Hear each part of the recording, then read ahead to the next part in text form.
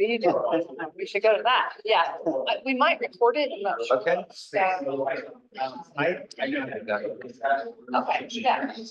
Some kind of admin access that's needed from someone else. Yeah. Okay. So after you listen to this and stuff, you're able to first change. And for a year, meetings was brought up, so we took much time. Yeah. Tiny little screen. But that works. This little thing there. That's fine. And then needed processing to there's some operations and not the reason why I said it, well, right out here to that. What are the biggest one? Would be. I have. Come on, man. Now we're. So there's one that changes the whole. Yes. There's something in that bottom right corner there. Yeah, I didn't want. See what. Oh, yeah. So. We go, right? Right. Yeah, they always do. Okay, now you see it in the bottom right. And they always get. Yeah, We good there. Yeah. And. Then sound up. See.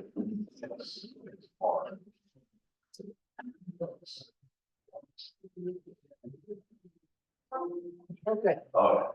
That's recording. Is the owl? Jason. I think so. Yeah. Should turn it all on, give me no instructions on that, so. Next, will record automatically. Screen share. We need to do something. Oh, screen share, it's up there. Okay, and then tab is open. Okay, that's it. Wanna give it an Okay, all right, ready? Drum roll. Okay, so this session, I guess, is on YouTubing. All right. Here we go. Let's talk about YouTube specifically and how people discover things on YouTube so you can build your audience, build your business on YouTube. And then I'm gonna walk you through step by step how to actually upload a video to YouTube. Now, first and foremost, we already said this, YouTube is the left social network or search engine. I want to double down on that.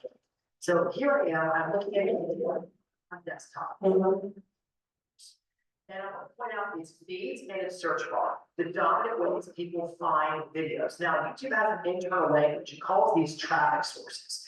Traffic sources are all different ways that YouTube tracks and analyzes how people discover your videos, how they came to watch your videos. I'm going to start with what are the top traffic sources for most videos, beginning with our big player table, which is YouTube search, because they're a search engine.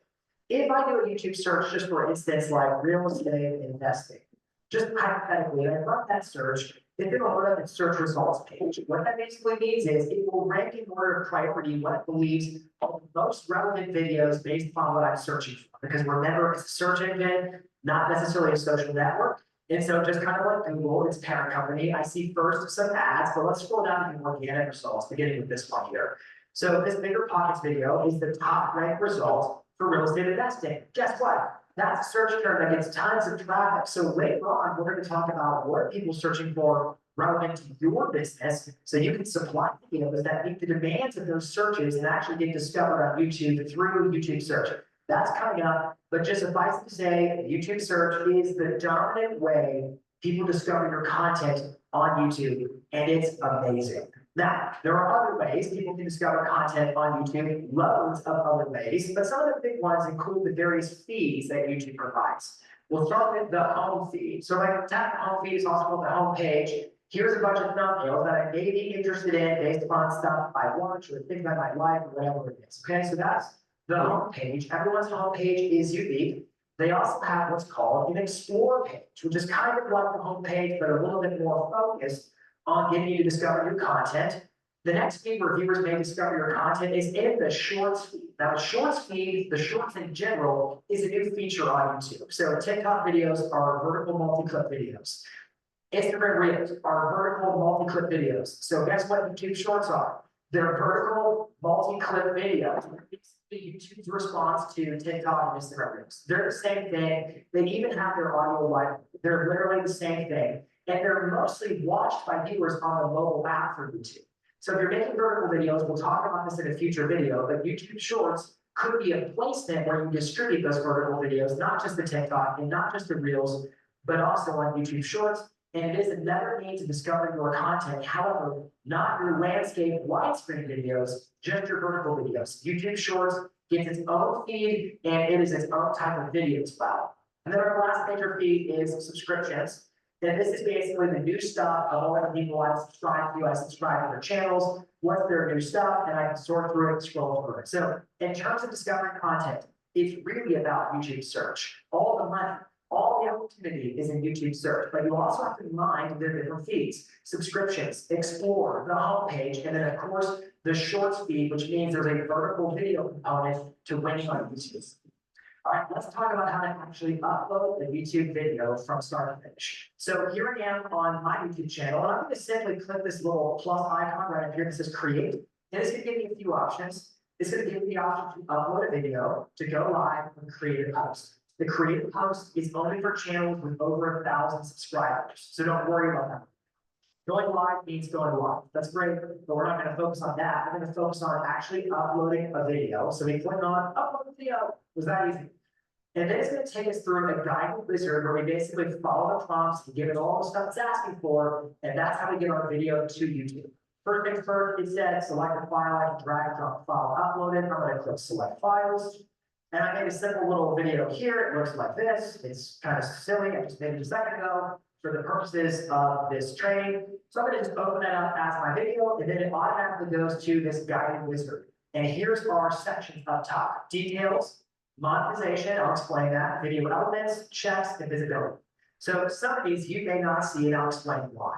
Let's talk about details. First things first is the title of the video. So we're going to choose a title that is keyword optimized. I want people to search for something and to find my video. The title matters. We're going to cover that more later, but I'm going to just say title for video, just making it up. Down here, I've got my description for the video. Notice my default text. We talked about that. There it is. I'm going to just return that down and say, here's the caption / description for my video. Okay. And I'm going to use that description to kind of support whatever's in my title. What is the video about? I'm trying to give YouTube the right information that describes my video so that YouTube really understands what is this video about, who is it for, where should I show it in search results and in the various feeds.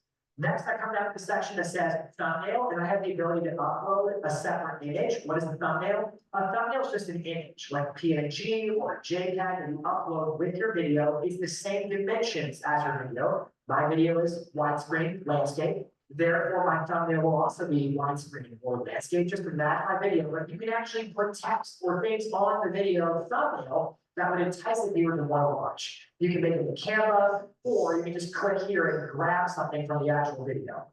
The next section is playlists. So you can create playlists where you group different videos that belong together into one kind of a binge watching section. So if I have a playlist that it belongs in, I can click this drop down, and I can add that playlist or make a new playlist. I'm going to just not choose a playlist. I have to disclose if the video is or is not made for children, or if there's an age restriction that should not apply in real estate. And then I keep scrolling down to next, I want to focus on the tags section. These are hashtags. They're different. Tags are additional little words of text that support and reinforce whatever your title says the video is about. So we'll talk more about this in a later video. But the trick is, don't just use random tags like they're hashtags that you wish you'd like on. Use tags that reinforce the keyword in your title to give you the added confidence that your video is absolutely what they're looking for based upon the interest of whatever the user is searching for on YouTube. So make sure the tags reinforce the title.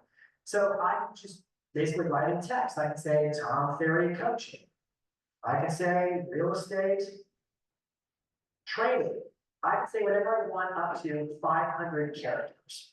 Now, sidebar, I use a tool called TubeBuddy, where it integrates and gives you recommendations on tags that match up with my title. So that's a cool little tool that they want to research and utilize. I can specify when I'm recording the video. I can actually declare a location, which is a cool thing to do because it helps stamp that you're relevant for people in your local marketplace.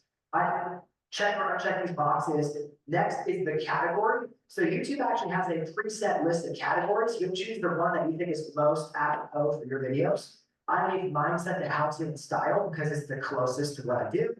Last, I can set my preferences in terms of comments and ratings and what I'm okay with, what I'm not okay with. And then if I'm happy with that, I'm gonna go click next. Next, it goes into a section called monetization, which is only for people who are eligible for that. And that means you have to have a certain number of watch hours, you have to have a certain amount of subscribers. And so we're gonna skip that one.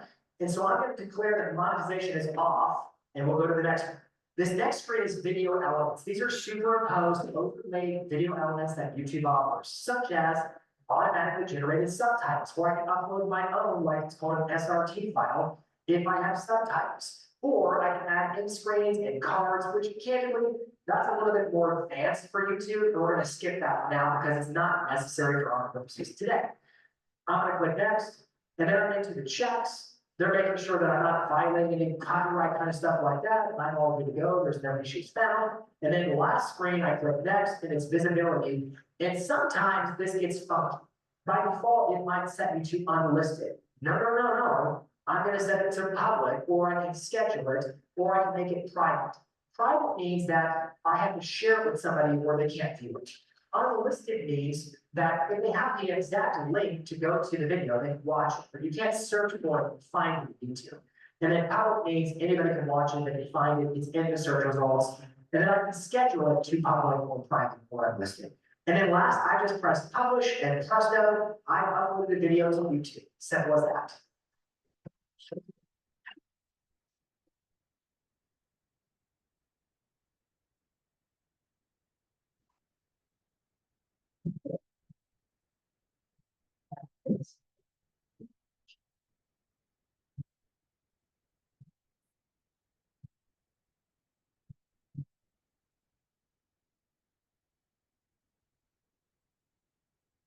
Same one.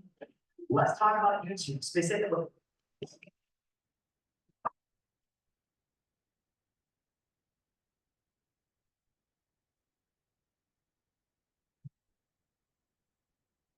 Oh, I don't know if there's another one or if that was it. It starts producing 5 videos. Are we moving on to this next section? Yeah, I think so. Yeah. Quick start.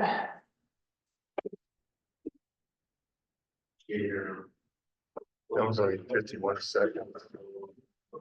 Yes. So I'm sure through Instagram, TikTok, Facebook, and YouTube, it's certainly ridiculous, I imagine. The great importance of video, video marketing is mission critical in your business. And so in this model, we're going to explore different videos that you should be doing. The videos that are most likely to give you the best return for what you're doing across social will help you build that strategy. And we're also going to take quite a bit of time to talk about how to be better on camera, how to upgrade your skill set as a video creator, publishing really great content. This is a super important module on your quest to social domination. Let's dive in.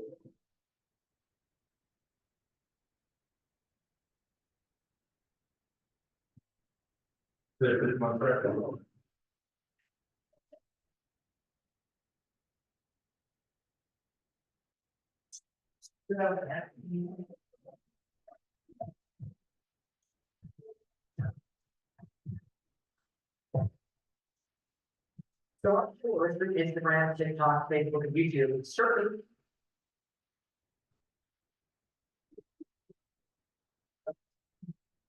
You know how merchant laws that everything that can happen will happen? Well, I would say in terms of social media marketing, Murphy's Law for us should say that everything that can be video will be video, because here's the reality. If you look at Facebook, YouTube, Instagram, TikTok, all major platforms, they continually conduct like polls and surveys of their user population, and they ask their users, what would you like to see more of on Facebook, on Instagram, on whatever platform it is? And invariably, those polls, those surveys, they always report back the exact same feedback. That people are saying, we want more video. We want more video features. They want short form video. They want disappearing video. They want vertical video. They want trending sound video. The users of all the major platforms all say the same thing. They want more videos. Because if you look at a platform like Facebook, for instance, over the history of its existence, it has continually evolved and evolved and evolved to roll out more video features. Old image features get replaced with video features. You have Instagram, where their CEO now is saying they're not just a square photo sharing app, they're making a declarative statement that they're an entertainment video first platform. Every user on every major social platform, they all want more video, but there is a distinction to be made. You see these surveys, these polls, they've got a giant gaping hole in them. They're asking their user population, what do you want to see more of on Facebook?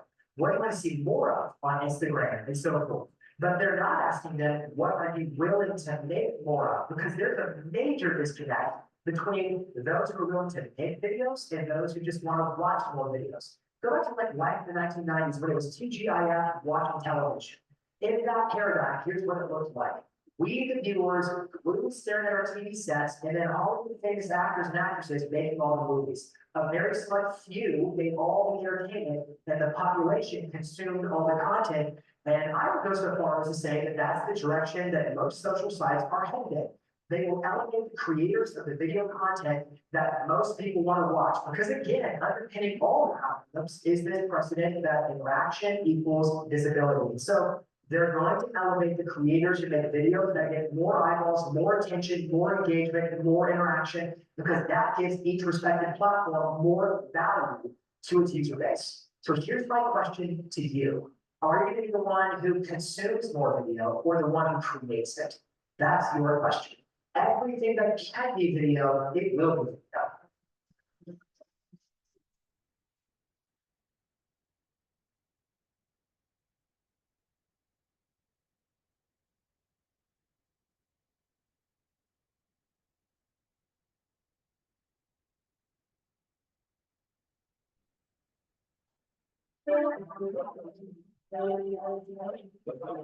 I gotta tell you, I'm super proud of you that you made the decision to go all in on video, because here's reality. Most won't. Most will be afraid to make videos, but not you. And that means you've got a free open lane in terms of building and positioning your brand in your local marketplace. So what we're gonna do now is talk about the top 7 videos to make that hook viewers' attention.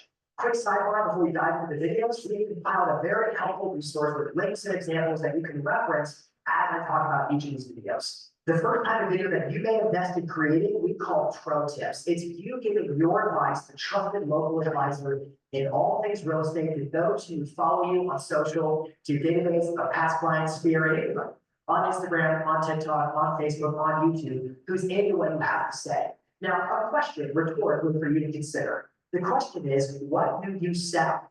Candidly, most agents would say, I sell myself, or I sell houses. And I'm like, that's not really the answer I'm looking for.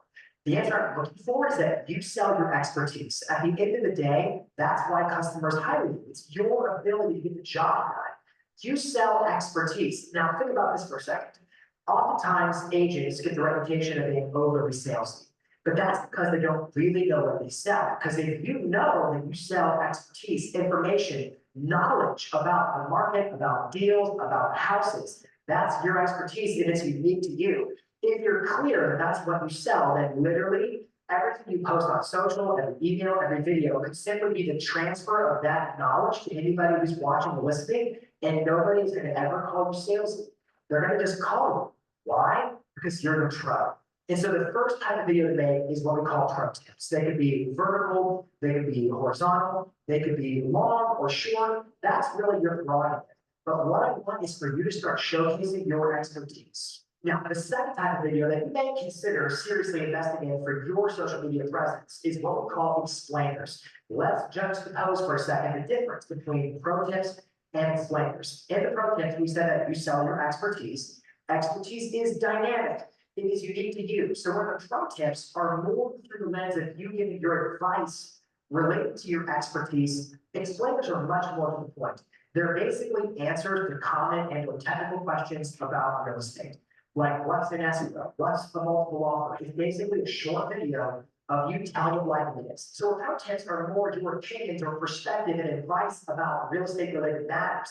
Explainers are pretty much textbook knowledge being conveyed to the consumer. The third type of video that you may consider investing in, we call news reactions. And this one, just for preface, is designed for short form vertical videos. Instagram Reels, Facebook Reels, TikTok, YouTube Shorts, just for instance. Now, a question I get all the time from agents is, okay, I'm all in on video. I don't have any ideas for content. What should I do for content? What topics, what ideas should I do for the videos? And this is an easy way to do it because all you have to do is monitor the news related to real estate, related to your local marketplace. And if you see a good article that's already gaining popularity, i.e. it's already trending, you can simply react to it in a video. Now, hold that thought, let's talk about vertical videos like Reels, YouTube Shorts, TikToks, Facebook Reels.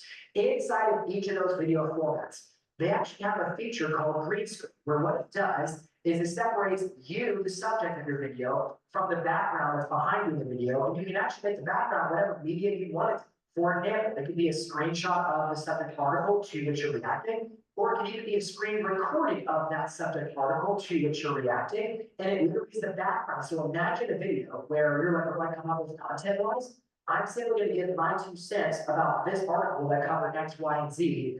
The idea, the inspiration for the video is based upon the article, and it's just becoming a backdrop drop in terms of my video, but the video is really just my reaction to the news. This next video category we call comedy shorts, and it is specifically designed for, once again, vertical videos like Instagram Reels, Facebook Reels, TikTok posts, and YouTube Shorts. Now, look, if you're not like super humorous, you probably know that you don't have to do this type of video concept. However, if you've got a great personality, funny, you should highlight that in your videos. And video shorts is a perfect category for people to accentuate that aspect of your agent brand.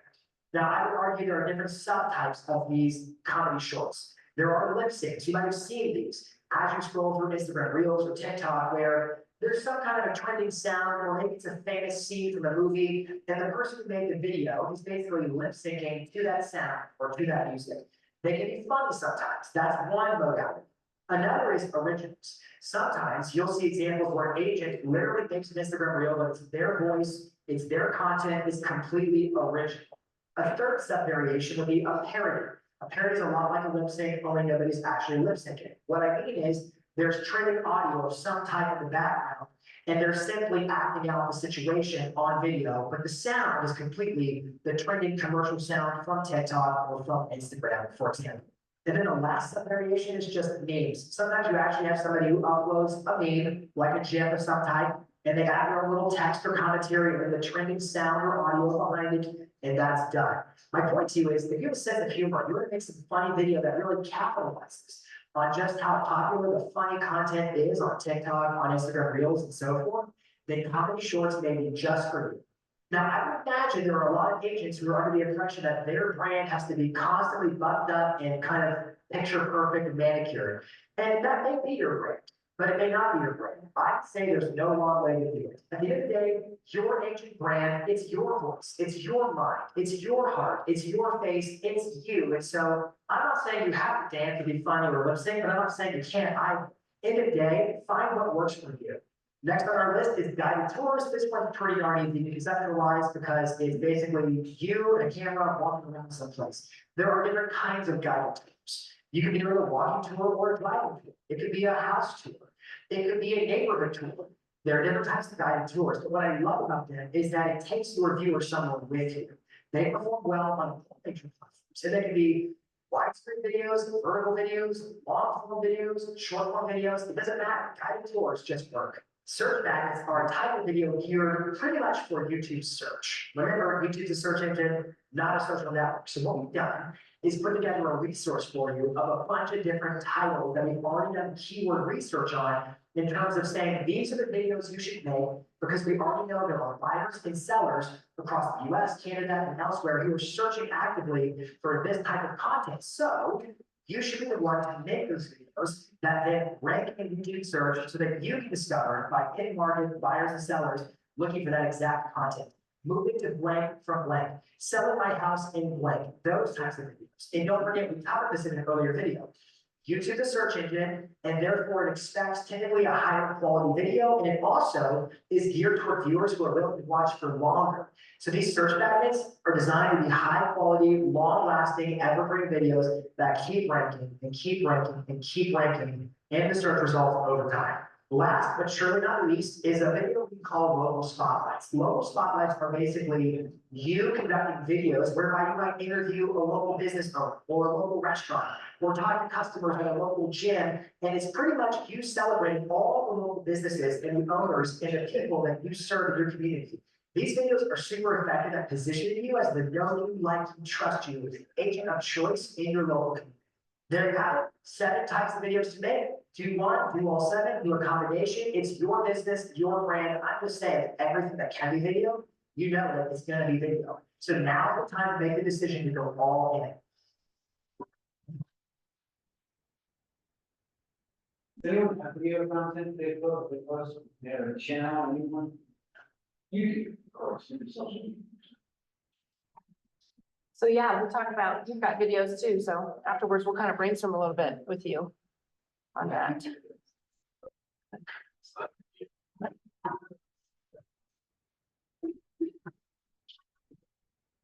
If you want to get the most algorithmic juice out of every major platform, Instagram, Facebook, TikTok, YouTube, then you get over index on vertical videos like Reels, like TikTok in general, like YouTube Shorts. Why? Because right now, all major platforms are basically competing with each other to try to get all the viewership.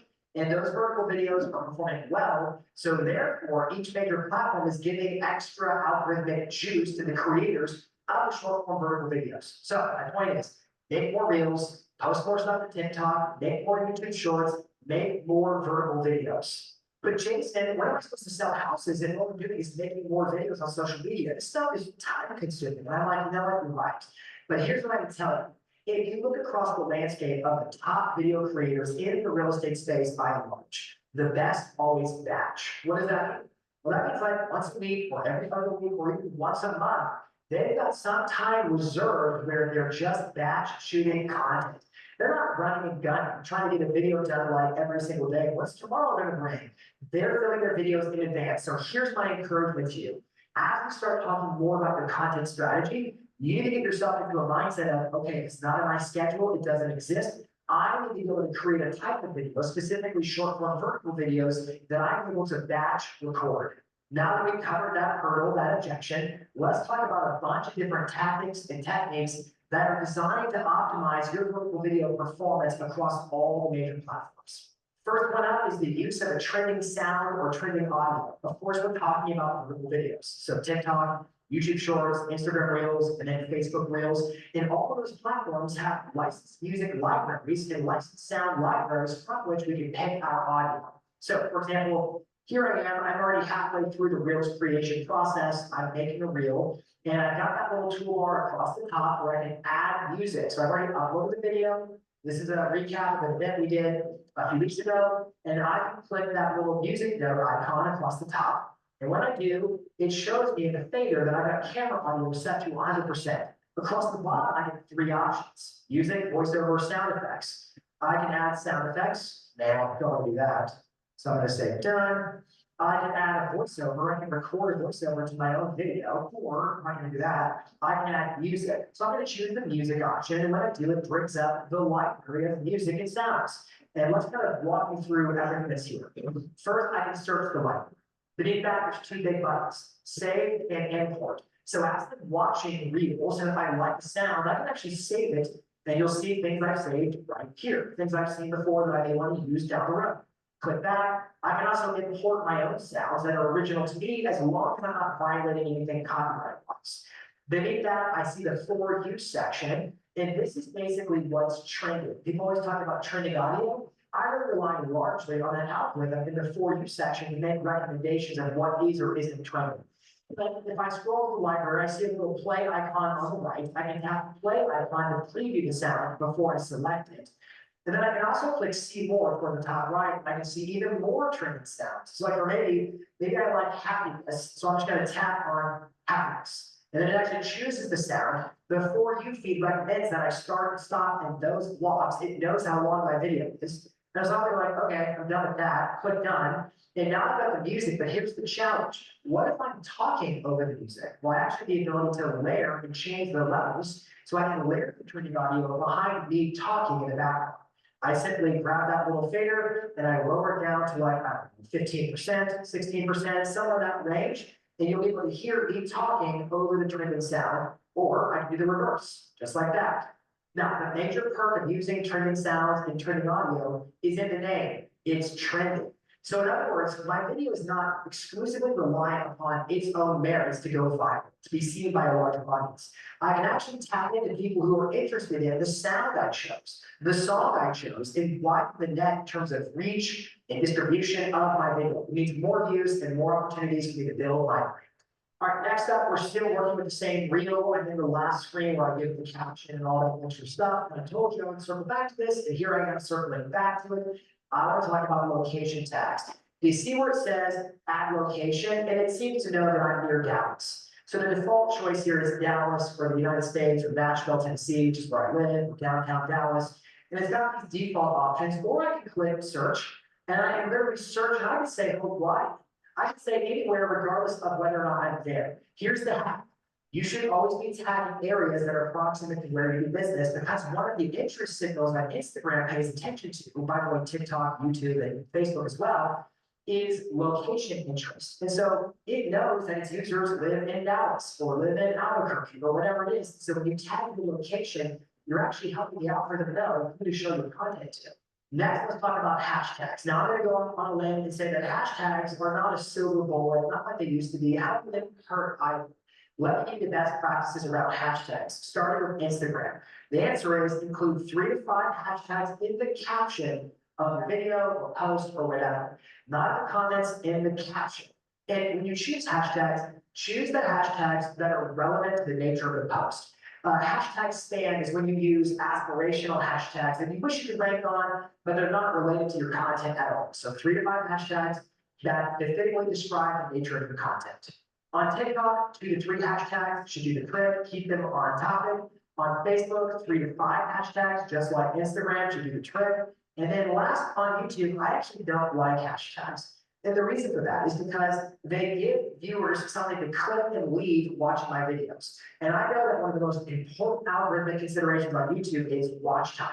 So I'm going to try to minimize the number of things that somebody could possibly click that would make them leave and exit watching my video. And next, let's talk about cover images, which is the same difference as thumbnails. Earlier, we defined thumbnails as basically the image you upload with your video. So whatever the dimensions of the video are, those are the dimensions of the thumbnail. Well, the cover image is just a thumbnail. So we're talking about a vertical video, then we can assume that the cover image is vertical. So all I do here on Instagram is I click the button on the actual freeze frame that it's automatically selected. And I say edit cover. And we did this before where I can basically track my thumb to find a frame on the timeline, or I can put this magic option at the bottom that says add from camera roll. Presto. So obviously, if I have a pre-designed cover image, it has to be saved on my device's camera roll to actually access it. So once I find it in the camera roll of my device, I select it and it looks like this. Now, this one's already been outfitted perfectly. There's no moving it around because it's designed for a reel. And I will point this out. You'll notice that I have sort of a square superimposed over the top of a full vertical background. And that's so that when I look at my profile grid, it's automatically fitted just right. So I designed those in Canva. They take about 10 seconds. That's it.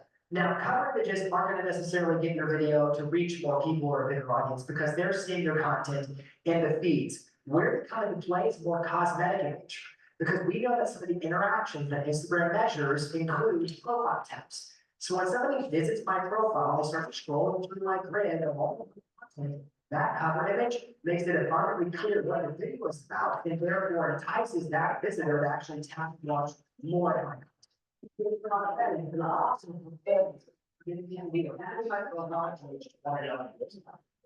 Next up on this is subtitles for closed captions. Get this, 85%, it said, of all social media videos are watched with the sound off on mute. And so we know that video is one of the most in-demand types of content. We know that.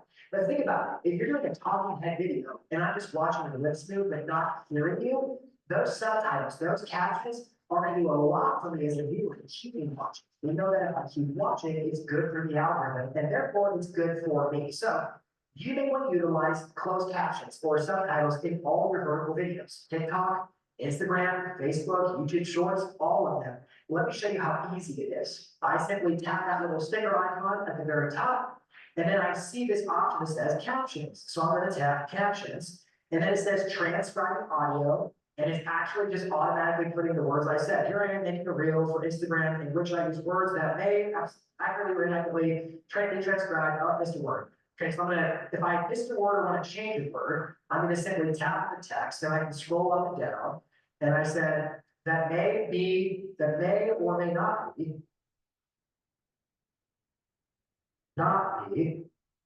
accurately or inaccurately transcribed. Then I click done and it's done. And I can change the color by hitting the color wheel, make it match my shirt if I want. I can make it have a background bar behind it, click done. I can move it, pinch it, move it around, all kinds of stuff. And I can add captions, but they're closed captions, which means when the sound is off, people are still watching and they actually know what I'm saying. And that to me is a major perk. Now, doing this on TikTok, YouTube Short, it's a very similar process because they all have their own built-in transcription tools. Now, I've got my reel, I've added my caption, I can also add interactive stickers, and this is a relatively newer feature for Instagram. So I'm going to choose the stickers icon across the top like so, and I have an option for a poll or a quiz or a swipe. So like I'm going to choose the swipe just for example. Bam, there it is. I can ask the question like, do you agree? You're like, with what? You didn't ask the question, but do you agree? That's the question. And then I can change the icon to like fire, or I can swipe over and make it whatever I want it to be in my emojis. And so let's find something completely random. Let's do a high heel. That's awkward. I can click done. I can actually tap it again. I can change its color. It has preset colors. I just tap the color wheel and hit it again until I find a color that I like. And then I can move it, make it smaller, twist it, turn it, make it go upside down, whatever I want. Here's the point. Including interactive stickers is one more way for folks to interact with the content. And what happens when they interact with it? Interaction equals, you said it, visibility.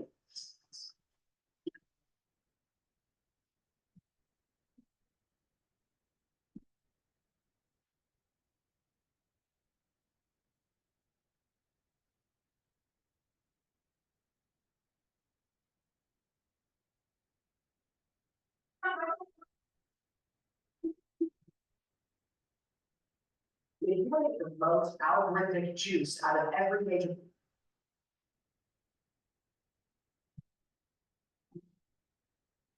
Let's talk about some video performance tips and techniques, do's and don'ts, so that the next time you stand in front of a camera, you absolutely crush it.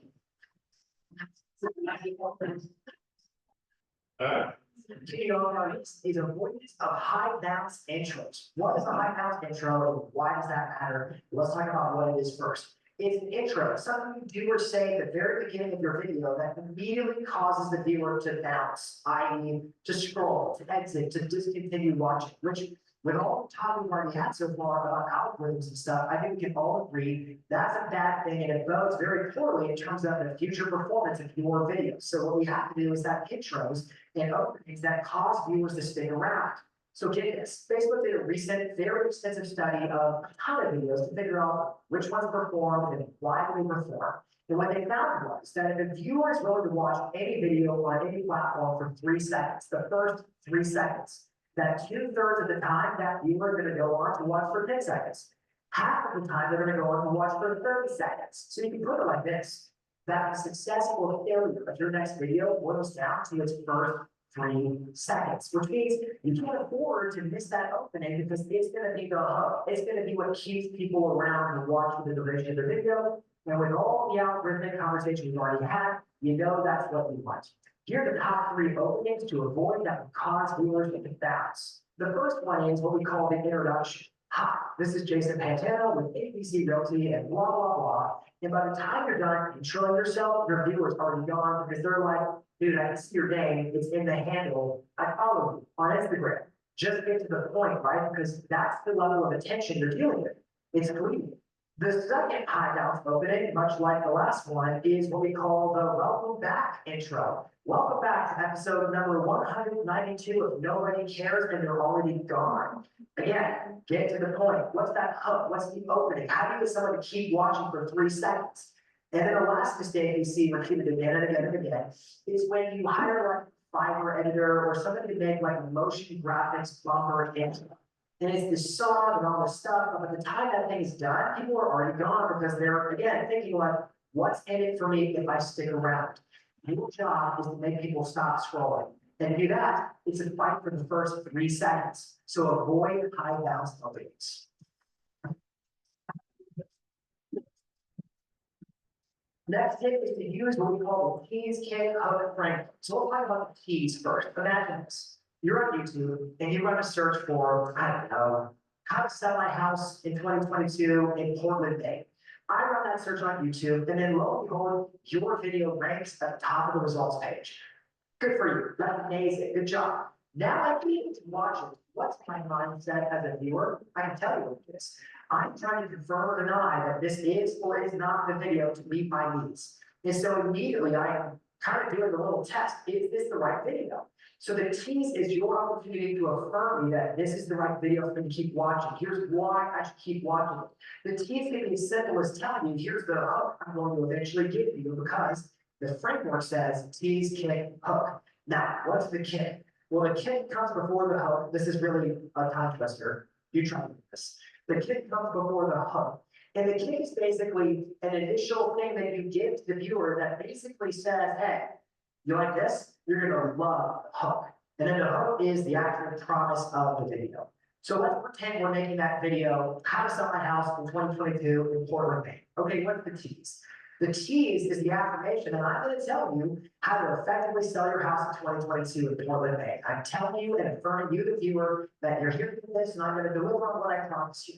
So what's the kick? Well, the kick might be something alarming or something that opens up my mind to your perspective and says, wow, I really want to hear what they've got to say about selling a house in 2022 because they didn't know their stuff. So maybe the kick is, let me start by telling you the 3 biggest mistakes most agents make when it comes to selling a house in Portland, Maine.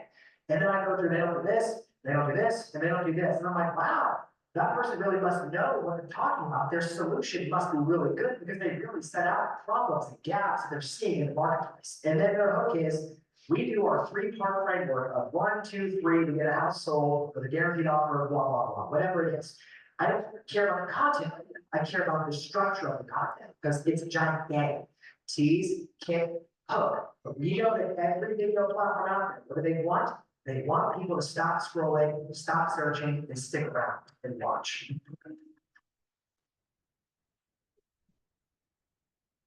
Number 3 on the list is to build in embedded engagement prompts in your video. Now, a couple of details first. If you're making shorter videos like Reels, TikTok, you may be limited in terms of how involved you can get with the step. If you're making longer videos, like for YouTube, then you might actually have more than one shot at it over the course of your video. So bear that in mind. But what is an embedded engagement prompt? Well, imagine I'm delivering a video. And in the course of my talking to the camera, I might say like, hey, what do you think? And I basically ask a question that is pretty much designed to entice the viewer to leave a comment, as if to reply and respond. In other words, they are basically prompts that are designed to get someone to like a video, comment, share, engage, interact on some level, because we know that interaction equals visibility. And I might argue that your interactions, the engagement on your content, maybe you don't have it because you're not asking people.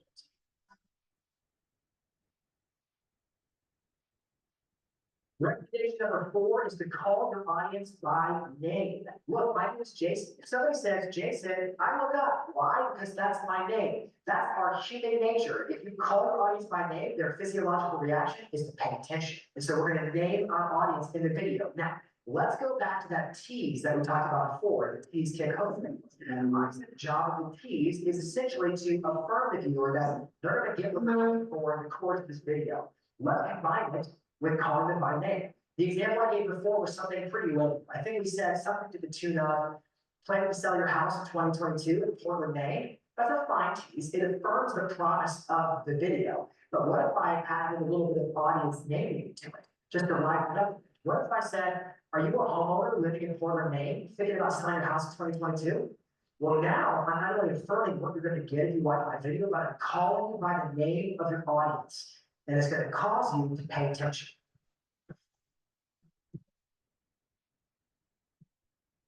Our last tip, and this is more of an encouragement to you, that you have to train yourself as a video presenter to look beyond the camera and see that vibe, that seller, that customer who you're speaking to. It's not a camera. A lot of people get fun when they look at a camera. They're like, yeah, the camera's really bad. So what? I'm staring down the lens of the camera right now, and I don't even see it. It's a very expensive camera. And I don't even see it because I'm focused on you, the viewer, the person I'm trying to talk to. And you have to train yourself that, hey, this message is not for the camera. This message is for my viewer. Who's the viewer? It's that buyer. It's that seller. It's that customer. It's your past client. It's the person who desperately needs to hear the message that you have. I come across a lot of folks who are like, I don't like making videos. I don't like how I look. I don't like how I sound. I don't like the way people might think that I think I'm some hot stuff or something like that, like on video. There were all these excuses about video. But the reality is making videos is really not about you at all. It's about the person you're speaking to. Remember, Facebook, Instagram, all these platforms, they can got poll after poll after poll, asking their users, what do you want to see more of? And they always say more video. Why? Because they want to hear from you. You're not looking at a camera. You're looking beyond the camera, at a buyer, at a seller, at your next customer.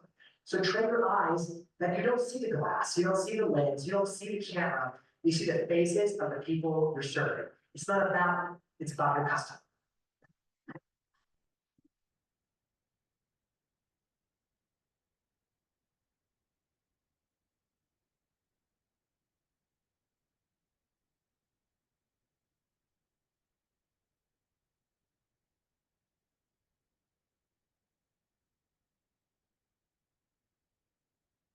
Okay, I don't know, Erwin, are we gonna work through this next section or are we done? The next section is architecting a winning content strategy for videos.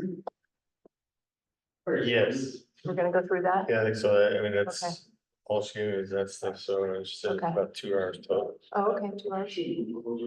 All right. 48 minutes. Oh, this one's 48 minutes? Well, 48 seconds. 48 seconds. 48 seconds. Yeah. Jeez. Don't go anywhere. Into my press escape to enter.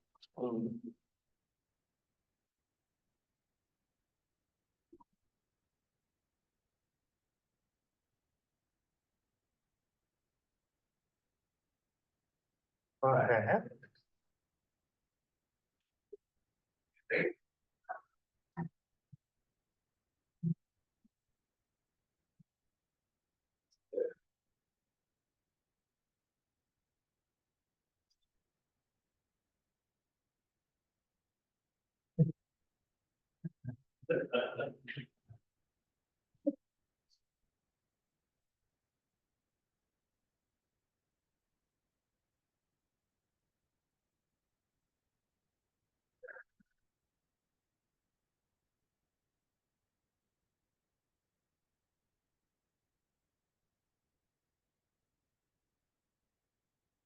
Down there, right?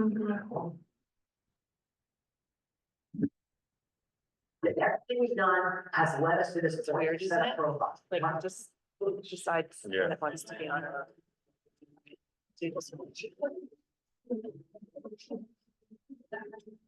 In this last module, we'll talk about how to actually build your game plan for content marketing. Everything we've done has led us to this point. We've set up profiles. We talked about algorithms. We talked about how to use the app. We talked about video and how to be better on video. And now we put it all together into a content marketing plan. And it's not just about the content, because ultimately folks consuming the content is part A. Part B is how do I drive those folks from just consuming it to actually raising their hand and taking action to work with you as their agent. That's what's in store for you in this module. It's been a blast to work with you. Let's dive in.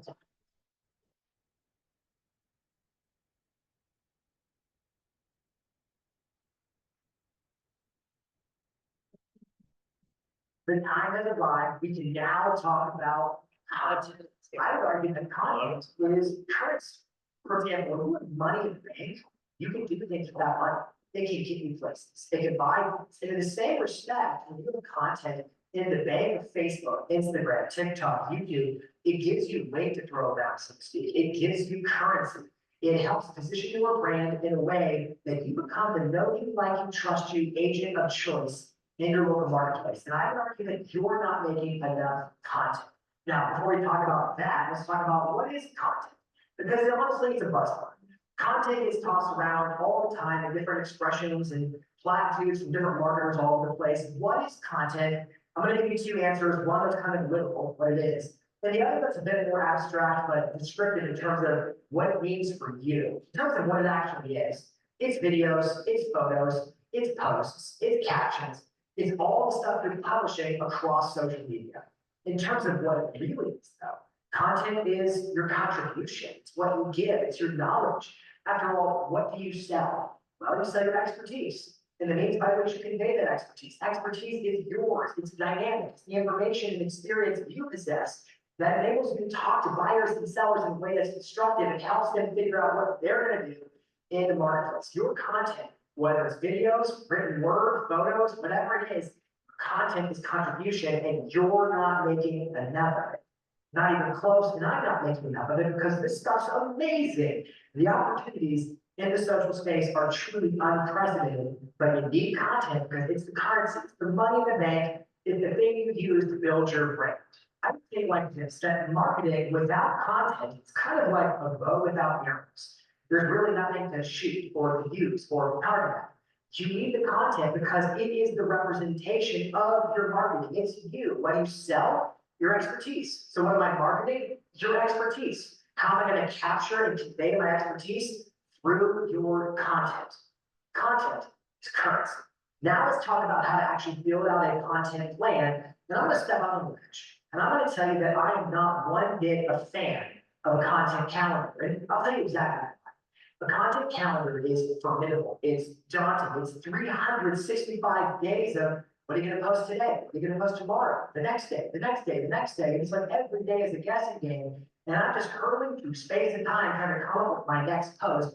And so I don't like the way that it trains you to create content because the content calendar kind of leaves you like, what's next, what's next, what's next. And through that, I'll explain myself. It actually encourages content creators to start to produce canned content. Why?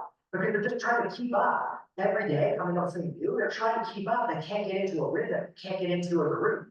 My point is, a content calendar encourages canned content. So, for example, what do a lot of people, they look at their 365-day annual plan of content and they're like, oh, well, there's Valentine's Day, there's St. Patrick's Day, that's Easter, that's Memorial Day. They just start literally mapping out holidays, US, Canada, wherever the holidays are, whatever they are. They just kind of start building out content around the different holidays and it becomes filler content. It becomes canned content. And I am majorly against canned content because homemade always tastes better. What you need is not a content calendar.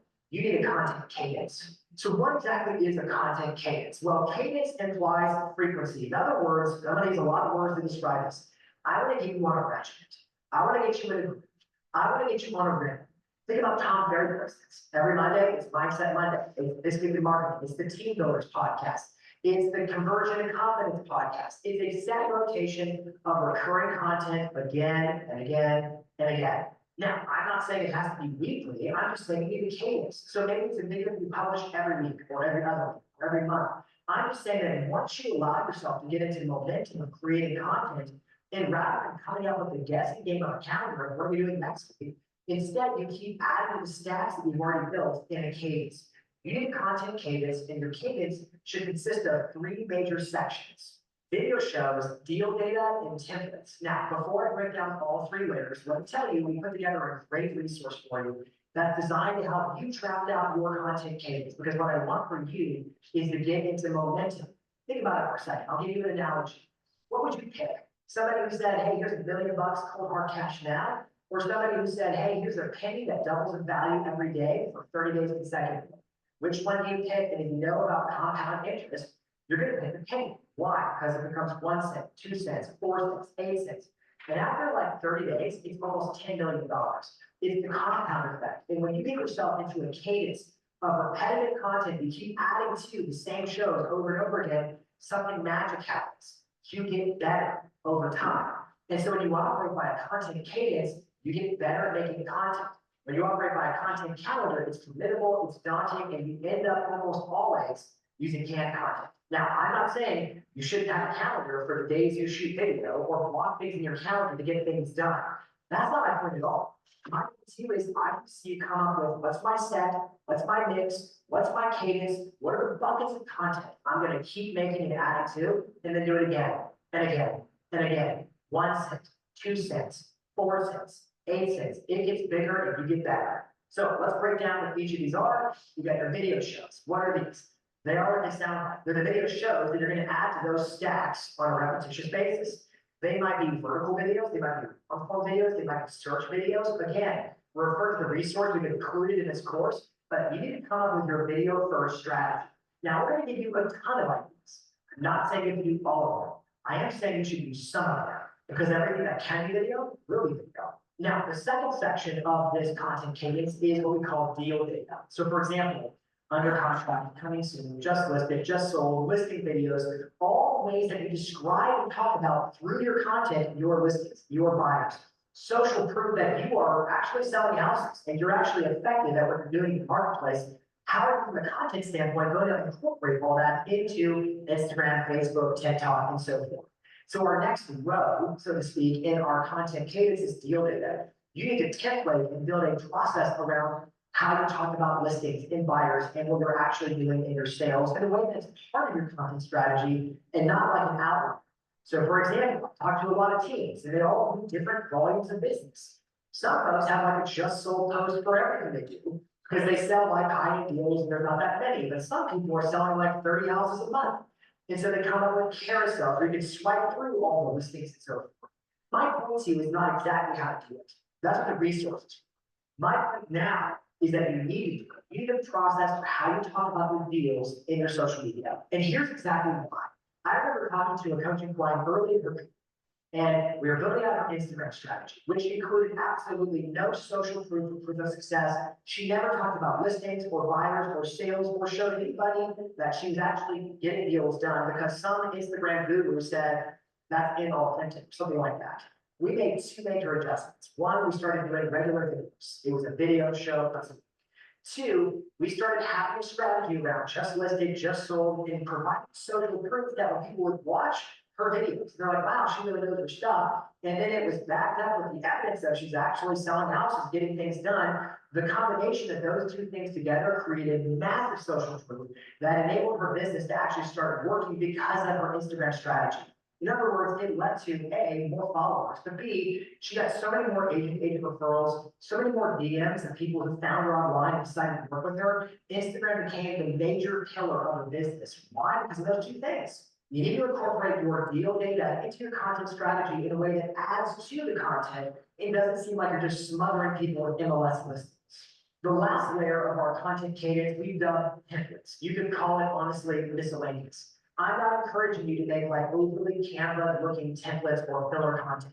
To the contrary, that's not my point at all. I'm simply encouraging you that you need to have some level of standardization for what is our game plan when we post, for example, a client testimonial. What about a blooper?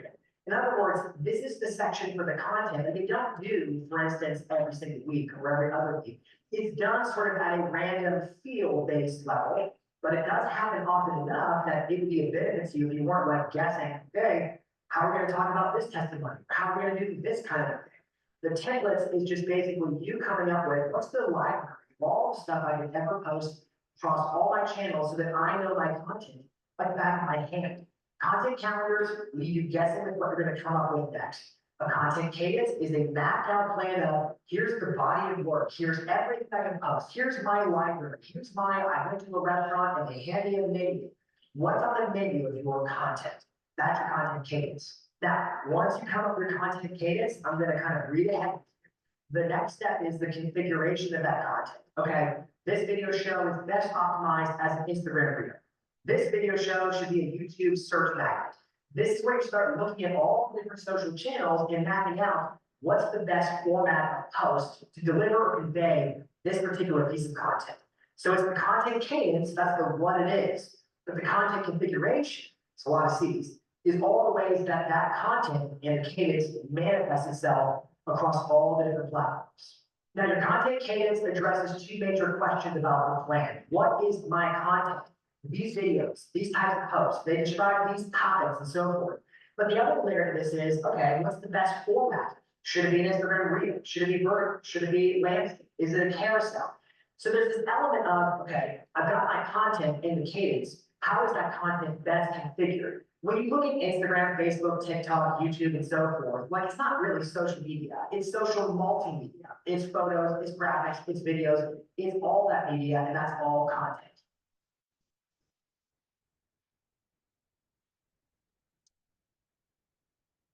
Hi, everybody.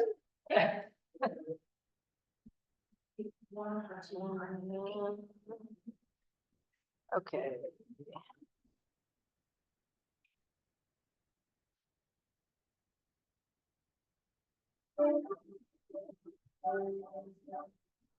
This one is a very simple framework. We call it Instagram to everywhere. That's simply because Instagram tends to be a home base, a headquarters, a main placement for a lot of different pages. Again, it could be Facebook everywhere. I don't really care. At the end of the day, it's your content everywhere. That's the point.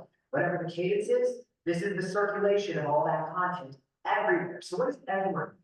Well, that means Facebook, your profile, your page, groups, YouTube. It could be a YouTube post if you have more than 1,000 subscribers. It could be a YouTube upload. It could be a YouTube short. It could be LinkedIn. It could be Pinterest. It could be Twitter. It could be TikTok. It could be your Google business page as a photo, as a video, as a post. It could be a podcast on Spotify, on Apple, on wherever. It could be a blog on your website. It could be in your email newsletter. Literally put your content from Instagram to everywhere. That's the point. Maximize the exposure and reach out of every single post. I'll give you an example. I published a reel called 18 months ago. The reel performed reasonably well on Instagram and some other platforms. They got several hundred likes, lots of comments, and then like everything else I've ever posted on a social network, it burned through the feeds in like 24 hours, maybe 48 hours, because remember, your content on a social network pretty much has the lifespan of fruit fly, and then poof, it ceased to exist, except that reel, like all my content across social, was also published as a blog on my website. So for example, the video itself was embedded on my blog. It could be watched from within the blog. All the caption text became the body of the blog. My social media content lives on in the afterlife of SEO. And here's the best part. That one reel that I'm talking about, the one that did pretty well on Instagram, got several hundred likes, comments, and then poof, it was in oblivion, it's gone. That reel generated as a blog post about 3,000 clicks a month off of Google organically for free on its own. My point to you is you can't afford not to put your content everywhere. So do it. Instagram to everywhere. Now, let's talk about some basic best practices in terms of when should I share a post? When should I sync a post? When should I just upload the content natively and what those things even mean? So first and foremost, let me tell you you're not going to.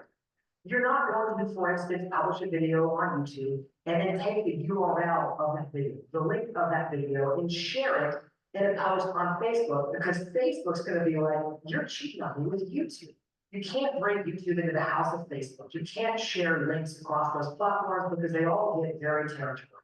So what should you do? The answer is native post. What is native post? Well, it literally means if it's a video or a photo or whatever, that I actually take that video file, that photo out of the camera roll of my phone, for instance, and I upload it natively to each respective platform. Basically, I redo the post on each respective platform with a couple of exceptions.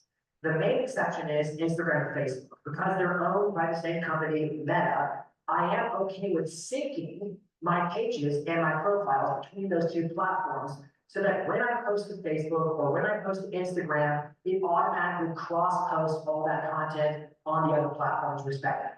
Remember, algorithmically speaking, every one of these platforms is trying to hold viewers' attention. So if you share content from one platform that can take somebody out of one and to another, that's taboo, that's against the rules. They all want the actual goods. They want the videos, they want the photos, they want your content. You get a video on Facebook, you get a video on Instagram, you get a video on YouTube, you get a video, you get a video, everybody gets a video. And that's how you distribute your content from Instagram to everywhere. There are also a bunch of first-party and third-party tools for publishing your content. First-party first. So for instance, we talked about YouTube Studio. studio.youtube.com. It's a space where you can go and actually schedule your YouTube uploads. My point being, you don't have to wait to publish the video right when you need to publish the video. You can schedule it so it releases exactly at the right time based upon whatever you specify in YouTube Studio. And then the other one is a tool that's provided by Meta. It's called the Creator Studio, and it applies for your Facebook page and Instagram. So I don't know if you know this, but this tool, Creator Studio, actually allows you to schedule posts for Instagram, schedule posts for your Facebook page across all channels, with the exception of Reels, but you can do stories, posts, and all kinds of stuff. It is a tool that's actually provided first party, meaning it's owned by Facebook and Instagram. It's a first party tool for scheduling your content. Now, with Reels on Instagram and also TikToks, it can be a little bit more tricky finding third-party publishing tools or first-party publishing tools. But here's the hack to help streamline what we're doing. You should go into the apps and make the Reels, make the TikToks in advance, and you can save them as drafts so that when you're ready to actually release them, it's just an easy one press button and presto, you're done. The point is not waiting until it's time to publish the video, then go make the video. It all goes back to that, thinking ahead, having a plan for what's my content, when am I posting it, where is it going? Use the tools that are available at your fingertips and for free to get that done more efficiently. Now, there are also, I promised you, some third-party tools. Some of the popular ones are Hootsuite, Sprout Social, Buffer, Later. There are literally dozens of them out there. They're third-party tools, meaning they're not owned by Facebook or Instagram or any of those platforms, but they are given access to what's called an API that enables them to actually publish on your behalf as you from that platform from a different site. Now, a lot of people are like, and it doesn't Hootsuite and third-party tools, don't let them diminish the performance of my content because I published from a third party? And the answer is that's not true. These APIs were made by Facebook, by Instagram, by all these platforms. They didn't give the API to third party and say, we're going to smack the wrist of anybody who uses it. That would be silly. The reason why third party published posts can underperform compared to I went into the app and did it right there native is because when the post gets scheduled, you're not working the post. Go back to when we talked about the algorithms and we talked about that golden hour, the first 10 minutes. Instagram, just for instance, is showing your post to a few people, and if it performs, then they go to the next group, then the next group, and the next group. And your ability to elicit comments in that opening hour and then reply to comments to try to get more comments is partly what enables the success of your post. It's called working a post. So the issue with publishing content from a third party or honestly from a first party is that when you actually publish it, you have to also be there behind it to reply to comments and try to get the conversation spurred along. It's kind of like in basketball. Your coach tells you, hey, if you're going to shoot a three-pointer, you've got to follow your shot into the hoop, pick up the rebound. Same kind of an idea here. You have to follow the shot. Whenever you publish content, you have to follow the shot. That means reply to the comments and work the post in the respective platforms. Nonetheless, here's the deal. There's too much work involved in making content for you to fail to work every respective platform and get the biggest bang for your buck. Content is currency, and to really capitalize, it's Instagram to everything. Okay, so, I think you guys know, we've talked about this so much, that Social Champ is really the third party that we recommend. I think for most of you who only have, I think, what is it, less than 5 accounts? What, $15 a month? 10, or is it free? I think it's free for 5. I know for the brokerage, I pay $29 a month for 12 accounts, because I've got our team personal and then I've got the brokerage. And so even I'm at a higher level and it's still $29 a month. It's super cheap. And that's TikTok, YouTube. I mean, it's all Google. It's the only one I found that really handles Google too. Yeah, the only one that allows us. Okay, Kaylin, you handle our brokerage posts. You often chase the post. I've seen are you just watching when that's timed and going in, or are you also scheduling? I get notifications from you, so it pops up when I call. I'll like go and reply. Once your reply is better. Right. So explain that, so that they understand what we're talking about. So you get like a job notification when somebody looks at your stuff, or like when they like and comment on it, and so then I just reply.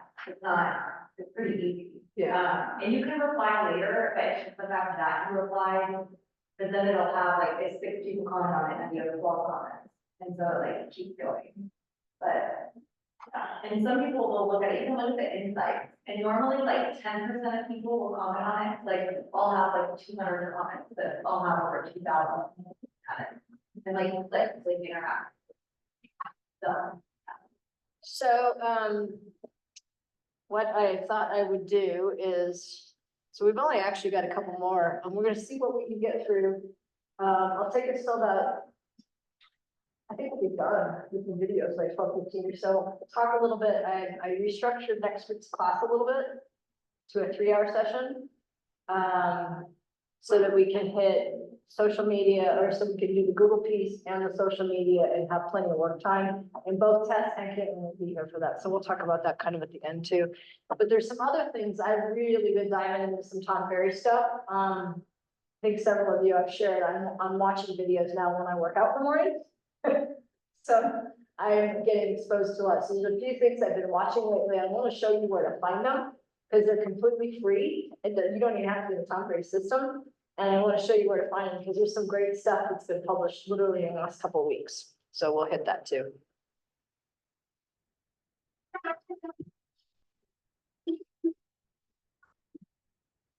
We're gonna talk about how content is currency. Well, it turns out you can't take content to the bank. So now we have to discuss how to go from likes to leads. Reality is, this is a course on social media marketing. And marketing is predicated on the idea of generating business. So I'm gonna go out and say that if you're doing all this content, and all you're doing is getting likes and hearts and comments and, oh, I love what you do, but it's not turning into tangible business, then why are we doing this? That's not marketing at all. It's just social media for the sake of social. And candidly, I'm not interested in that. I'm interested in building your agent brand and building your business. Now let's talk about how to get you paid. It involves 3 simple steps: your menu of services, seeding versus selling, and lead magnets. Let's break down all 3 one at a time.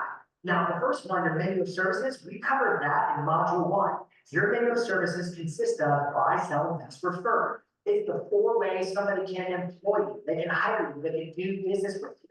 And so we set up Instagram, TikTok, YouTube, Facebook, all the different social profiles with the right structure that would ultimately invite people into doing business with you. That part's done. So what comes next? And the answer is number 2, seeding versus selling. Now I have to make sure that in my content, I am putting in a lot of native embedded commands that actually encourage people to take interest in my offers. Buy, sell, invest, refer. So what's seeding and what's selling? Selling is making videos and posting content on social media like, we would love to list your house. For all your real estate needs, call 555-5555. Like that's selling. It's straight up ad nauseum selling. But what do you really sell? You sell your expertise, which leads to them hiring you for the services of you delivering that expertise. Buy, sell, invest, refer. So the way to seed those ideas in your content, like I'm imagining you're making a video, you're doing a post on social, and you're actually saying things like this. You're saying like, yesterday we had an amazing closing with a buyer. It took us 4 months to find the property, but we got it done. That's not selling, it's seeding. It's telling stories about the work you do with other clients. And what does it do? It creates curiosity in the minds of your viewership of, I wonder if I should do business with them too. It's simple. Selling versus seeding. Which one should you pick if you're the customer?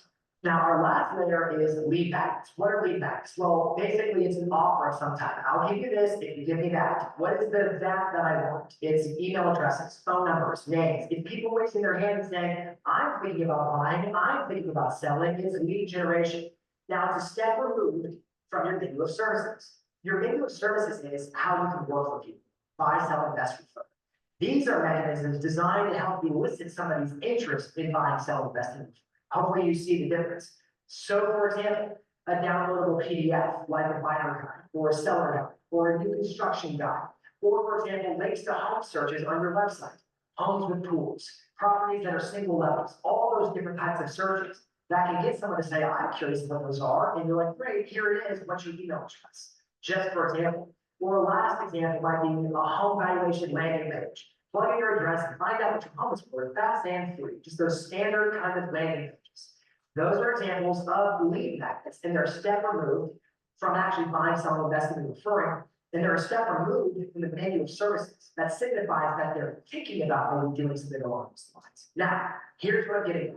Where do you put those lead magnets? And you kind of put it in the same place that I told you in module 1 to put your services. So for example, the link in bio, we talked about Linktree and links.co for TikTok and Instagram. We talked about upload default text on YouTube. We talked about the product section of a Google business profile.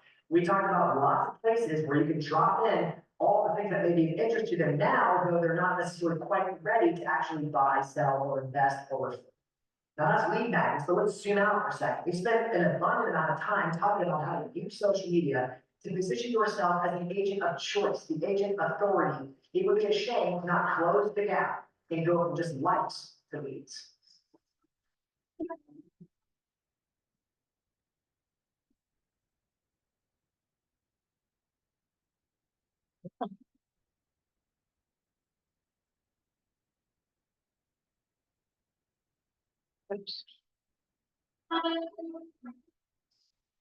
Congratulations, that is a wrap. You've finished the course, and you, I would presume, are ready to be a social media rockstar, rookie to rockstar. You have all the knowledge you need. Now it's incumbent on you to take action on that. Ideas are easy, executing is where the money is. And so my encouragement to you is to take what you know, you don't sit on it, don't wait, get in action. We talked about setting up profiles, we talked about how to use the app, we talked about the algorithm, we talked about video, and we built your content plan. You are 100% ready. Your marketplace is waiting for you. Go position yourself, be the agent of choice. I want you to hear all day, every day. You're that agent. I see you everywhere. That's the magic phrase in real estate, and social media is the key to cracking that.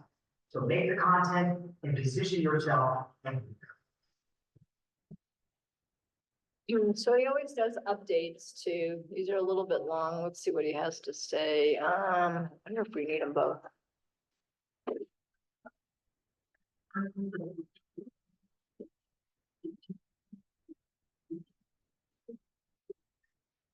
Hey there, Rockstars, Casey Pantanta, and I've got some social media marketing updates that can serve this course, cracking the social code. I trust and hope that you're learning tons and you're leveling up your skill set to beat the algorithms and harness the power of social media marketing, Facebook, Instagram, TikTok, and YouTube to level up your business from a marketing standpoint. Now, the ever-evolving nature of social media is such that things are constantly changing and expanding. And so I'm going to rattle through just a list of updates that we've seen over the last several months that have some impact on this course to keep you fresh in terms of what's happening in the landscape of social media so you can continue to leverage these platforms. Now, on the docket for discussion, there's a whole laundry list. For Facebook, we'll talk about Facebook launched their additional profiles feature. Instagram is a bunch of stuff.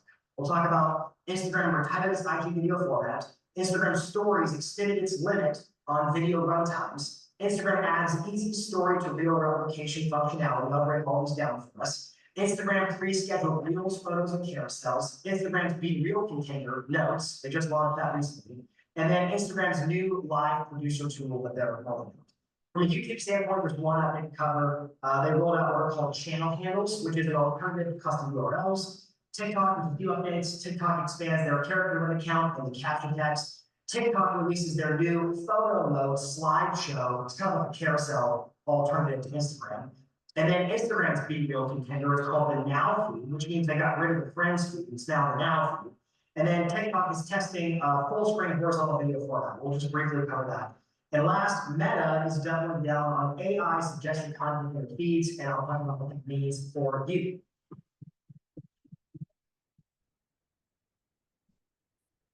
Now, let's talk about Facebook and their additional profiles feature. This is kind of a soft update, not that big of a deal.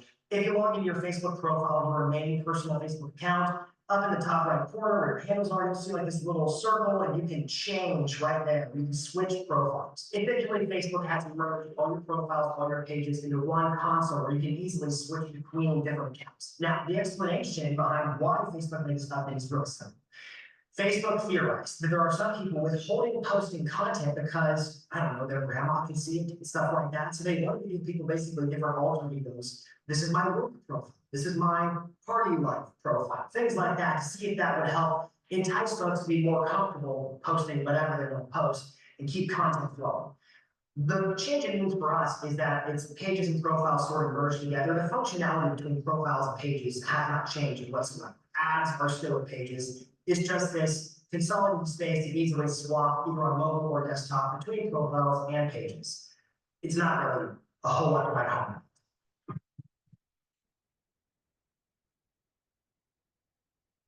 Now let's talk about Instagram. There's a lot of updates to discuss with Instagram. The first one is that they phased out IG video. IG video was the replacement for IGTV, which was really the long form, horizontal YouTube contender format. Essentially, Instagram has raised the white flag. They're not trying to compete with YouTube per se any longer. They're more like they talk now, they're real, and there's a lot of competitive threats against Instagram. Anyways, point is they phased out IG video, and essentially everything is a reel, but kind of. So let's go back. There are numerous different feeds currently inside of Instagram. You have your home feed, that's the main feed. You have your stories feed across the top. If you go live, your live stream video actually goes in the stories feed. So you can have videos in your stories and by going live, and it will be the stories feed. And then there's the Reels feed and the Explore page. The Explore page is sort of the hodgepodge, all the stuff put together just to help you discover new content. For a video to be distributed in the Reels feed, it cannot exceed 90 seconds. Now, ideally, it should be vertical.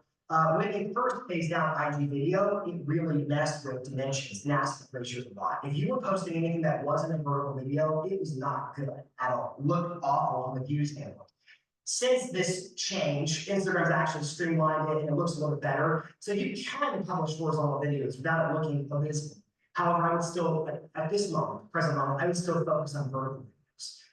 That means if you're live, vertical, because when you post the replay, it's going to be a reel kind of, but it won't be distributed in the real speed because if it's over 90 seconds, it can't be real. At least it can't be distributed in a real speed. But reels has become sort of the term to describe all videos in the feed Instagram. So I would expect more updates from me in the future as Instagram tries to find its sea legs in terms of what are they doing with video, how are they converging things, what does that look like? But the moral of the story is IG video is gone. Everything's a reel, but it's not actually a reel. It's not under 90 seconds. And at first, they were very, very opposed or very, very inhospitable to horizontal formats. That appears to be softening a bit, but I was still focused on vertical videos. Hopefully that makes sense. Next thing on the list is Instagram Stories has extended their limit. So it used to be that a video that was published in your Instagram Stories had a limit of 15 seconds or less. And it would automatically start dividing your videos into multiple stories. So like, for example, if you uploaded a 60-second video into your stories, it would slice it into 4 pieces, 15, 15, 15, 15 second intervals. It doesn't do that anymore. It's now just an up to 60-second video. But look at this first. If I go on Instagram and I open my stories and I start making a new story, just for instance, here I am. I'm going to click a little add a video. I've got one here that's 2 minutes, 25 seconds. Obviously, it's horizontal. That's not my point. But I want you to notice when you look at it, it's not grabbing the entire video. Like watch the bar, it stops at a minute. You can't go past it. You can go less than that and it won't chop it up anymore. So now your stories can be up to a minute. So that's a nice little update. And another nice feature is it's easy now if I want to take a story that I've already published, I can just hit this little button right there, create, and I can make a reel. Just like that, I can stick it in audio. Try to put it in a template or something like that. That's another update, is the ability to easily, with one button, create a reel from a story. Also be on the lookout for Instagram pre-scheduled posts inside the app, whereby you are supposed to, as long as you have a professional account, which includes a creator or a business profile. Remember, we talked about professional versus personal. Personal won't do this, but if you have a professional account, i.e. a creator or a business, the functionality is typically hidden in the advanced settings, but you can pre-schedule 75 days out. Photos, carousels, and reels in the Instagram app. Now, in other news, have you seen that Instagram has launched their new Notes feature, which is basically a contender to mimic Be Real? This is actually inside the DMs. So you open up Instagram, you go to the DMs, for instance. Up here across the very top, you can see that you can add a note. So my current note says, new post, I'm promoting a new post. 6 places to put your call to action. I can hit leave a new note, and I can encourage people to respond to this note, whereby it gets my DMs going. This is a new feature. It's kind of like Be Real, kind of not like Be Real, but it's something to pay attention to. It's only visible to people that you also follow and they follow you. So it's not going to be an entire audience. It's not publicly accessible, which is some encouragement to really build your social network on Instagram. Next thing feature on Instagram is they're rolling out their live producer tool. Basically, live producer means that you'll be able to stream live on Instagram through third-party software like StreamYard, Ecamm Live, OBS, those types of streaming services, which means you can use your laptop, your fancy camera, your fancy microphone and lights, and you don't have to live stream exclusively with just your mobile device. I, for one, am pretty excited about that feature. It's called the live producer tool.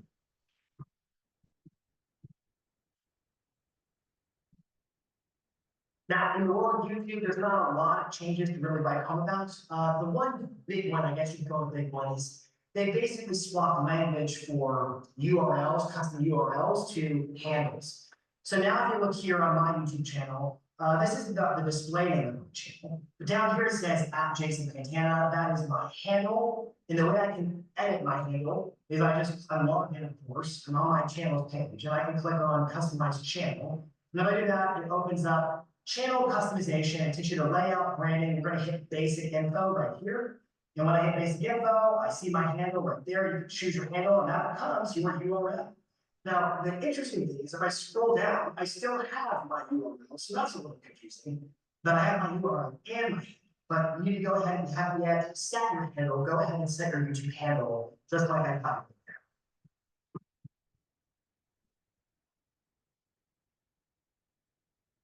Now, in the world of TikTok, one exciting update is that they have expanded the number of characters in a caption to match Instagram. So it used to be like 300 characters. It was just not a lot of text.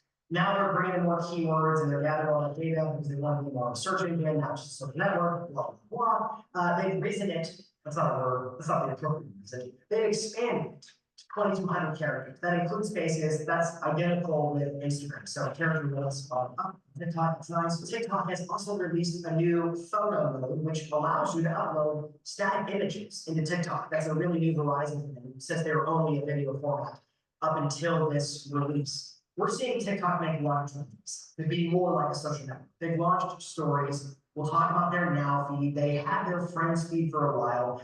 They're building up their chat functionality. They're trying to be more like a social network on some level, but they're also trying to be more like a search engine. So they're just trying to expand and dominate this. Now, photo mode is a lot like an Instagram carousel. So for example, if you look at this post right here, I did one yesterday, this happens to be a carousel.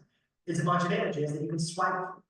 Instagram limits you to up to 10 images to be swiped through in their carousel or gallery format. TikTok's photo gives you up to 35 images. And it also auto rotates through this. So if I'm a viewer, I see your photo mode in my feed, for instance, it will start automatically shuffling through those photos, kind of like a lightweight motion video format. And there's usually music there as well. So that it feels more like TikTok, but I have the ability as the viewer to stop it, scroll backwards and rotate it through the images manually. So it can scroll through manually or automatically. That's different than Instagram. And I predict that Instagram will evolve their functionality to compete. Right now, you can already add music on Instagram to a static photo post or a carousel gallery post. And so I think it's only a matter of time before Instagram also has that auto shuffle feature, because it's more dynamic, it's more engaging. If I, the viewer, can see it automatically rotating through images, it's a teaser for me to know that I can scroll through there, versus thinking it's only one image and missing the fact that it's a gallery or a carousel. So I expect Instagram will compete with TikTok at some point, but the update here is TikTok has launched photo mode. Next up on discussion is TikTok's new Now feed. So you may recall in the course we talked about their friends feed, which was basically not really friends, but if I followed you, you followed me, they called it a friends feed. They got rid of that. They now have the Now feed, which is a lot more like Be Real. Essentially, you have to post a Now video, if you get to 10 seconds long, in order to see what everybody else is doing. So the idea is, what are you doing now? This is not a standard TikTok video where there's maybe some creative effort involved. It's just like, yeah, I got my phone for 10 seconds, whatever I'm doing. I'm going to basically use my video as admittance to see what other people are doing in the Now. So that's a new feed in TikTok, and it can be utilized to really, I think, double down on the social networking aspects and the audience cultivation building aspects of TikTok. So be advised, there's a new feed, which means now on TikTok, you have your For You feed, you have your following feed, as you've always had. You have the search bar that's been kind of buried or tucked away, and you have the Now feed now. So that Now feed now. Anyways, there's lots of feeds, but the trend I'm seeing with TikTok is wherever the social platform is trying to be like TikTok, TikTok is actually trying to, I think, assert its dominance over all of them by basically stealing their functionality from social networking aspects to make sure that TikTok is like the end all be all one stop platform for people to leverage their social media and find content and all that. The last update for TikTok, and then we have one more update for Meta I want to discuss. The last TikTok update is that they're testing a full screen horizontal video format. So up until now, TikTok's been all about vertical. In fact, they made everybody else pivot and change what they're doing to be all about vertical. And then they launched their photo. And now they're testing it. I've not actually seen it. I've only heard of it.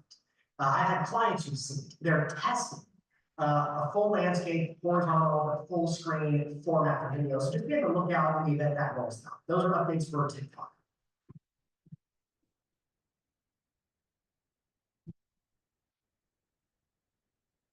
Now, last update I want to cover, this is more of a philosophical prediction kind of update, and it involves Meta. So Mark Zuckerberg, Meta, just for reference, owns Facebook and Instagram. Mark Zuckerberg in a recent earnings report said that right now, 15% of the content we see in our Facebook newsfeed, in our Instagram main feed, 15% of it is AI suggested content. That means we're seeing content of people we've never elected to follow per se. But the algorithm thinks that we would like their content for one reason or a variety of reasons.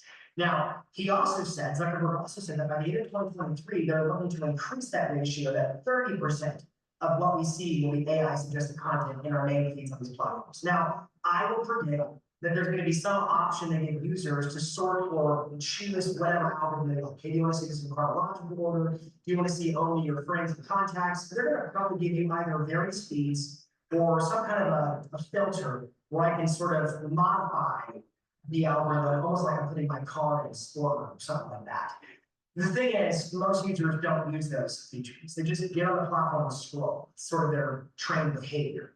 So I have some concerns. My concern is that, hey, look, 15% of your ability to reach your followers, where they keep seeing you again and again, just got eaten up by AI suggested content. Now, the silver lining is, now your ability to reach way more users is going up. And if that ratio goes to 30% by the end of this upcoming year, then you have even more opportunity to reach an audience otherwise untapped. The challenge I have with that is we don't know where that audience is, and we don't know if they're really interested in the business, shape, or form, or they're ever going to lead to business. Some of them will, but I'm going to make this as cause and effect as possible from a marketing standpoint. So I have a couple of thoughts. One, be okay with it because it's gonna happen. Let's look for how they roll this out in terms of, do they give you the option as a user to sort your feed, to see content from friends and family, and how widely adopted is that functionality that you offer. Now, here's my advice regardless, just to make sure that you are sort of training the algorithms about who your content is most relevant for, so that the AI suggestions recognize your content as relevant for people, presumably in your local marketplace. So what can you do? Well, you can tag everything you post, the location tag every time, Facebook and Instagram, tag Nashville, downtown Nashville, your neighborhoods, just tag them every time. Start using some local hashtags to help you be discovered locally. I would make sure that you've got keywords rich that are local specific keywords like destinations, hotspots, amenities, things that are relevant to your location in your actual caption text. I would make content that's relevant on a hyper local level. So that means like videos where you tour restaurants or driving tours, walking tours, interviews with businesses. Things that make you more relevant locally. And I would also be willing to hit that boost button, whereby you boost your content on Facebook, on Instagram to a 15-mile radius, essentially saying, hey, Facebook, hey, Instagram, hey, Meta, show my content to people who are in this area so you can establish your supremacy, your top of mind awareness in your local marketplace. Put a dome over your local marketplace. Because again, if it goes up to 30%, that ratio, it's that plus there's ads to compete against, and so your ability to reach your followers could be severely diminished. I'm not like saying the sky is falling. I'm just saying make sure you adjust your content accordingly so that you can still compete and be seen by your audience. That's super important. That's all I've got for you so far for updates on TikTok, Instagram, YouTube, and Facebook, i.e. Meta and all that kind of stuff. I'll keep you apprised of more down the line, and also make sure we're connected on social media. I do updates and things like that more readily on my Instagram account, my Facebook, my LinkedIn, and elsewhere. And I'll do my very best to keep you informed about what's happening in the landscape of social media so that you can crack the social code and dominate your marketing with social media, Instagram, Facebook, TikTok, YouTube, and beyond. Be well, my friends. Thank you so much. You've got one more update, that's the last of it.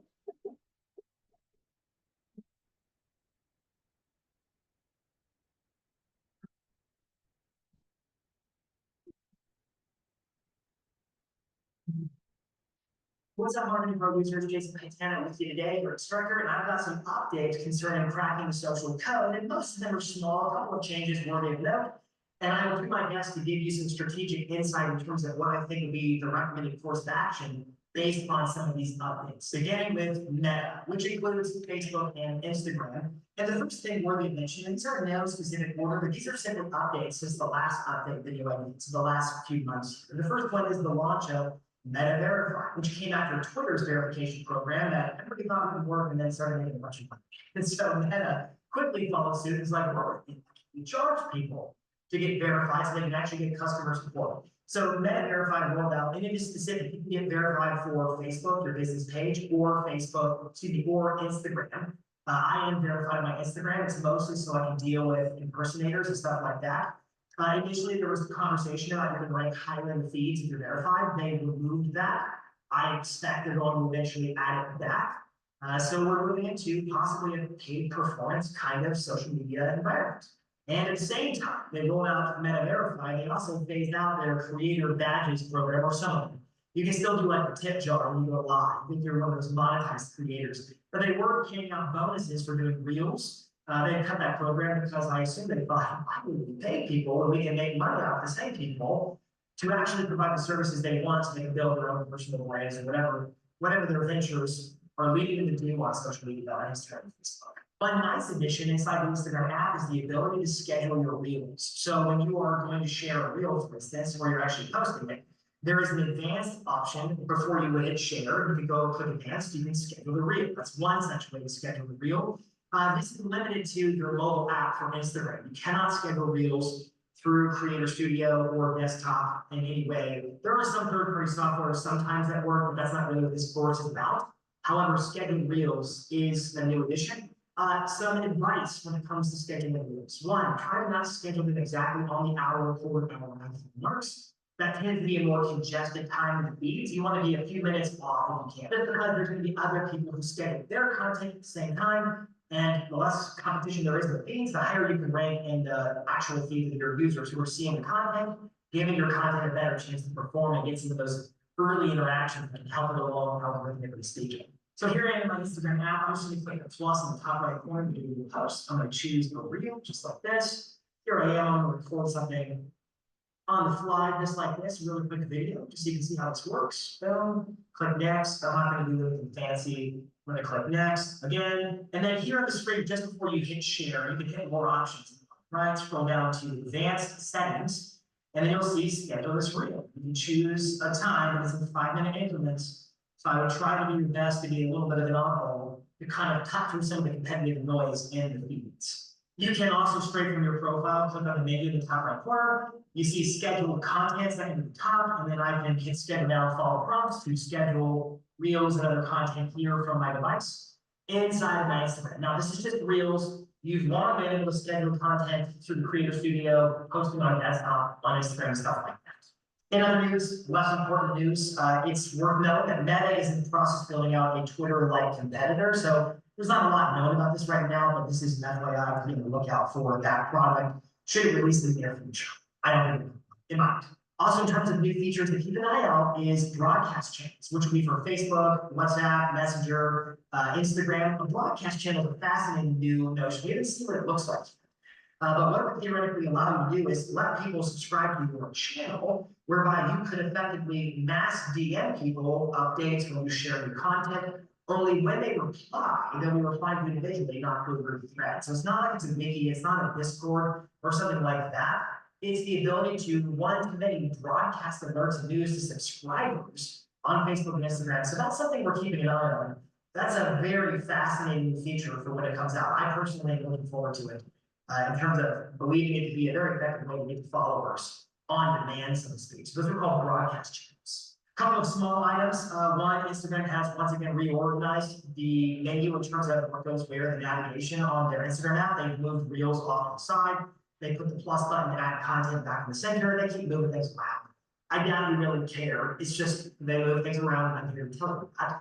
Also, Creator Studio and Business Suite, which are tools we didn't get into too thoroughly in the course. They've now merged into one. Creator Studio is now part of the Business Suite. Business Suite is a free backend platform, point of access for you to effectively control your Facebook page and your Instagram profile jointly. It's called the Business Suite. Not to be confused with the Business Manager, which is where some paid advertising at a much more grand scale would go. And a few more updates in terms of Meta and Instagram and so forth. Instagram has now given users the ability to add trending sounds and music to regular uploads, regular posts, so photos and texts. Before that, it was limited to reels and stories, but not anymore. It's also your posts. Also, on your Instagram profiles, you now have the ability to include up to 5 links. It used to be famous that you could only have 1 link. Famous link in bio on Instagram. I still use my link in bio. And here's why. You can have up to 5, but they still have to click to expand and see more stuff. And I'd rather click them to a landing page that I control the routing to my different calls to action. Plus, I use links.co, you can use Linktree or other tool like that, or you can have a pixel installed. So I can target people, I can see who looks at what, clicks on what. I get a lot of analytics I'm not so quick to give up on. I may change my mind down the road, but for the time being, I'm sticking with my link and bio, even though you can have multiple links on your profile. In Facebook land, they've extended the reels from 60 to 90 seconds, now matching up with Instagram.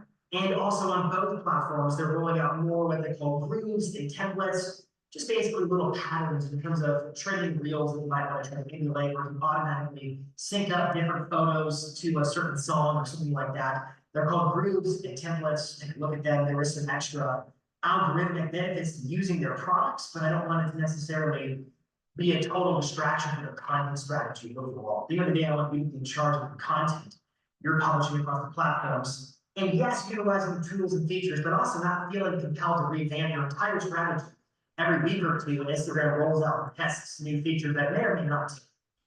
And the last thing to make you more aware of, that we talked about before when it comes to Facebook and Instagram, is that of AI suggested content. Zuckerberg at the end of the last quarter said that 15% of what we were currently seeing in our feeds on Facebook and Instagram was AI suggested content, meaning it wasn't paid sponsored content. It wasn't from groups or accounts you follow or your friends. It was AI suggested, meaning the platform inferred what your interests might be. And it showed you golfing videos, baseball videos, funny videos, all kinds of stuff that it thinks you might be interested in, more like what TikTok. So it's kind of the for you feed effect. This is Zuckerberg and Meta trying to keep up with TikTok's really effective interest-based algorithm. Currently, we're up to about 20% of all content in the feed on Meta is AI suggested, and by the end of the year, it should be up to 30%. I tell you this to make you aware that the idea of local social is becoming more and more difficult as we see AI suggested content, where geography really isn't a major variable in terms of what people's interests are. It is a variable. It's not the only variable. So something to be aware of is tagging your location, using more hyper-local terminology, keywords in your captions, hashtags in your captions, and so forth. And then also consider boosting your content from time to time on respective platforms to kind of put a dome, metaphorically speaking, over your marketplace and establish your brand under the dome in your local marketplace using your content. You want to make sure your content is getting seen by the most relevant audience, which are locals, database contacts, sphere leads, the people with whom you might actually do business, also agents and other extended networks. But at the end of the day, it's repeat referral business. So let's make sure your content is reaching the right folks. So those are your updates for Meta. Let's switch over and talk about YouTube. If you launch your YouTube studio, studio.youtube.com, and you navigate to the content tab right here, across the top, you'll see this promotions beta. And it's kind of like boosting a video on YouTube for all intents and purposes. It will still route you through Google Ads in some capacity. You can choose targeting, target specific areas. You can target specific types of audience overlays. You have a lot of the same capabilities that you would have when running YouTube ads through Google Ads. Again, I know this course wasn't about paid ads. I've made other videos on my YouTube that cover this topic. What I like about this is it's super easy. Also, there's 2 types of YouTube ads. So consider this content. they're all under the dome of true view ads. A view is considered 30 seconds or longer, so they have to watch for at least 30 seconds for the count against your budget on YouTube, which is a major perk of YouTube advertising. Under the umbrella of true view ads, there are two types. There's in-feed and in-stream. In-stream are the commercials that we all see before, during, and after videos. Skippable in-stream ads allow you to skip it. So after 5 seconds, you can skip it, which does not count as a view against that advertiser's budget. That's a nice little perk. And then in feed, you might see in the right-hand column, their suggested next videos. They might be the search results. They're a paid placement for your ads in a feed setting. Well, these promotions can be either or. And so this is a fascinating new development that might give you a great edge in terms of promoting some of your content. Now, if you have a super established YouTube channel and you're getting tons of organic views, I'm a little reluctant to start paying when I've had so much success organically. So you may want to, with a grain of salt aside, do you or don't you want to start paying to promote your content? But if you're in a market where it's, it's a little bit more difficult to get crazy view counts because the search volume simply isn't there, this may be a really effective route in terms of promoting to the eyeballs to get the attention in your local marketplace to the right buyers or sellers or whoever you want to target in terms of audience overlays. Now, while we're still here in YouTube Studio, this is a new feature that I'm very pleased. You click up here to go create. And this is only in YouTube Studio.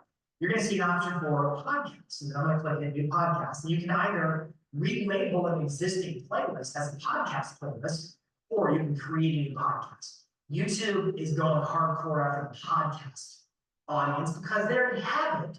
And this seems to me like they're late to the table. They should have done this years ago. So if you're making podcasts, long form podcast style content on YouTube, start labeling it such because it's going to get better promotion. Even if I navigate to my own homepage and my personal YouTube, which is filled with Tom Ferry content, cameras, Star Wars, my kids watch my channel, and basketball, you can see podcasts as one of the recommended filters right up top. They're pushing podcasts. Now, if you look at it on mobile as well, if I'm looking at all content, I can scroll across and I can see there's podcast as a filter. But also, if I click on the main navigation right here on the left-hand side, you'll see they've got a whole dedicated section to podcasts. Podcasts are a big deal at YouTube, so that's a great angle for your content. Now, on your YouTube channel, they've taken the first line of your About section and made it what they call a channel tagline. To be advised, whatever is here in the About section for you, that first line is going to become what folks see as a tagline for your channel. This is a good chance to maybe tell them something about you that you want them to know, or maybe something that tells them about your channel that you want them to know. So keep that in mind. And in terms of YouTube Shorts, a couple of quick updates. One, for those of you who are monetized on your YouTube channel because you have the right amount of watch hours, viewership, and so forth, they are now monetizing YouTube Shorts. I'm sure you're making big bucks with YouTube Shorts monetization. If that went over your head, don't worry about it. You have to have a certain amount of watch time to get them monetized, whereby they can play commercials on your channel and you can actually get paid a little bit of money. We're talking about like allowances of 10-year-old kind of money. It's not good money. So don't worry about it. And then the last two, now the ability to choose the frame when doing a YouTube Short. YouTube Shorts have famously just chosen whatever frame it wants to be the screenshot, effectively the thumbnail for your video. And it always takes the most drunk looking face that you imaginable. Well, now you have the ability to select a frame from a toggle. And you can't upload a photo yet. I think they might roll it up eventually, but you can at least drag your thumb through the bar and select them. So for example, if I launch my YouTube channel here on my phone, on my YouTube app, and I hit plus, I'm going to hit create a short. And there's me. I'm going to just like talk for a second. Yes, it's recording. I'm going to click the little check on the lower right. And then I'm going to just be happy with that. I'm going to click next. It's going to do what it's doing, processing it. And then I can click the little pencil right there. And I'm going to tap that little pencil. And I can now toggle to select a frame. So I can find one where I don't look completely drunk or whatever. It used to be that it did it automatically. So this is a nice improvement, yes. So there are your updates for cracking social code. Keep on making content, keep on building your brand, keep on winning, beating those algorithms on social.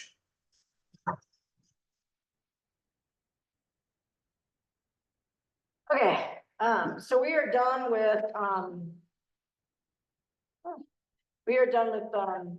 the social media stuff. So Tuesday, from 12 to 3, we'll do a workshop. We'll start with Google. We can break into groups, whatever. It's completely a workshop. It's not a class. Tess will be here, and Caitlin will be here. And then, we'll also roll into social media. Some folks may not need help with Google at all, we'll just go to social media, so it's an opportunity to just kind of, I think several of you had said you just want some hands-on, right? So that's why I've got the two gals here, because they can kind of help you with that. So kind of have in mind what you might want to work on. It might be Google, it might be all of it, it might be, hey, can you give me some suggestions? I know that's what I had. I know, by the way, Tess, there's a lot to do on this page. For me. So just be prepared for that. And then next Thursday, for this session, we're going to roll into the third class from Jason Pantanta, which is the mass email class. Now, having said that, yesterday I met with Mike Wadsley from the Parker office. And he was helping me with some tech stuff. And he showed me some pretty cool stuff on how you can pretty much link a bunch of stuff together. And then he's taken Zapier. He's created almost like a action plan that when he has a lead come in, it will automatically put them in his HomeBot equivalent and will automatically send them an email or a postcard, whatever you structure, right? So what I'm thinking we'll do is we'll go through the mass email class next. I'm gonna adjust the calendar a bit. Then we'll go into listings to leads, because that's a platform, right, where a lot of this can get used. But it's also a platform that, like in my case, it's completely separate. I do ads on my listings, things like that, and leads come in, which was one of the things I was asking him about yesterday, was in my follow-up boss. We've got our sphere and clients, we've got listings to leads, and then we've got smart zip leads that have been tagged. And so he was giving me some insight on how to tag those in, with labels so that they kind of become their own subgroups. And then you can set these kind of these action plans together. So what I thought we'd do is we'd do mass email, then we'll do listings to leads for a couple weeks. And then Mike will do a workshop, much like we're doing next week, where he'll help us put it together. So like, for instance, let's say for me, I've got listings to leads stuff that's come in off of an ad or off of ads. He can help me, I can either let it fall drift there and, right, it can be either. I could also then use the Zapier system to actually help me, like, if they came in off of smart zip for me, that means they came in off evaluation ad. So I could then automatically drop it into this action plan. Now, he showed me some other cool tools yesterday, like one of them is called thanks.io, that is a postcard service. And so basically they'll send one postcard out at a time. So it's not for farm. So yesterday, my light bulb went on is when I have somebody comes into my farm and they ask for valuation on SmartZip, Mike can help me then set it up such that they got an email thanking them and asking if they'd like a more detailed one. And then it could go to thanks.io that would then send them a postcard with my value proposition on it. And it would start this stream of actions automated. That's not why we're doing it. I was like, yes. So I think after working with him yesterday, that seems like the natural course behind listings to leads, because now we will have the Google piece, the social media piece, the mass email piece. I'm hoping to borrow some of that mass email language as well as the new 100K in 100 days that Tom's about to push out, because they've updated some of the emails and scripts and stuff. And I'm hoping that we can take that kind of series and then each of us kind of form our own, okay, if I were wanting to talk to this client over, say, the course of a month, what would that look like? And what would my verbiage be? Because Mike was sharing with me, he took stuff from our October conference we went to in Denver, along with 100K in 100 days. And then he's used a lot of that Tom Ferry language to modify some of his emails and communication. And it set up this automatic system. And I'm like, oh, that's genius. So I think that's going to be the flow the next 4 to 6 weeks, so that it kind of then starts pulling it together. And then we start putting our own individual action plans together that works for us, right? As our own branding and all that stuff. So I think that's the course that would work. One of the things I wanted to share with you guys, is, YouTube. So, I have been, I think I've shared, I've been listening to YouTube, Tom Ferry stuff while I work out now, just trying to get my training in, because I've always struggled with that. Oh my God, I have learned so much. Tom Ferry has restarted his podcast, or his Tom Ferry channel, and it's all free. And a good chunk of it is what's in the Tom Ferry system. So you don't even have to be in the Tom Ferry system to watch it, but some of it gets repetitive, but for me, I need it. So I watched one the other day on, this, I have to look for it. Thank you, enough. No, that's not, I actually closed a bunch the other day. I had a bunch of Airbnb stuff up there the other day too. I watched one the other day that was published in the last month, because I've been watching kind of the more current stuff on 2024. And one of them was on the 7 videos every agent needs to do in 2024. And it was a great video. And I just literally, I have a little piece of pad of paper next to my rower. And if I need to stop and write something down, I do. And a lot of it really made sense. And so I'm kind of like, I had stuff in my business plan as far as, okay, I want to do more video, I want to get more local, hyper local, that kind of thing. But I didn't have the how or the what, just, okay, I'm gonna do this. Now I'm trying to figure out, what does that look like? So for me right now, watching a lot of these videos as I have time, because some of it is stuff we've seen before, but some of it is super detailed, like you should watch listings. And oh, by the way, when you're walking the listing, what are you doing there? And if you're walking the property, if you're shooting a business, and it gets kind of into the nuts and bolts to give you ideas. And so I've been making notes for that, and I'm starting to schedule my video work. He's got a 4-part series right now. He's only published 2 that I know of. Third one's probably out this week. It's, I think 24 targeted things you should do for your business this year. And he breaks it down into like 7s, groups of 7. And, some of these ads on Instagram and YouTube. And he tells you, like, specifically, hi guys, we're almost done. Specifically, if you're gonna run a YouTube ad, do it for a minimum of, it has to be over 30 seconds, because if it's under 30 seconds and somebody plays it for 11 seconds, you get charged. But if you record it for over 30 seconds, you only get charged if they watch it for 30 seconds. And so it can save you a lot of money.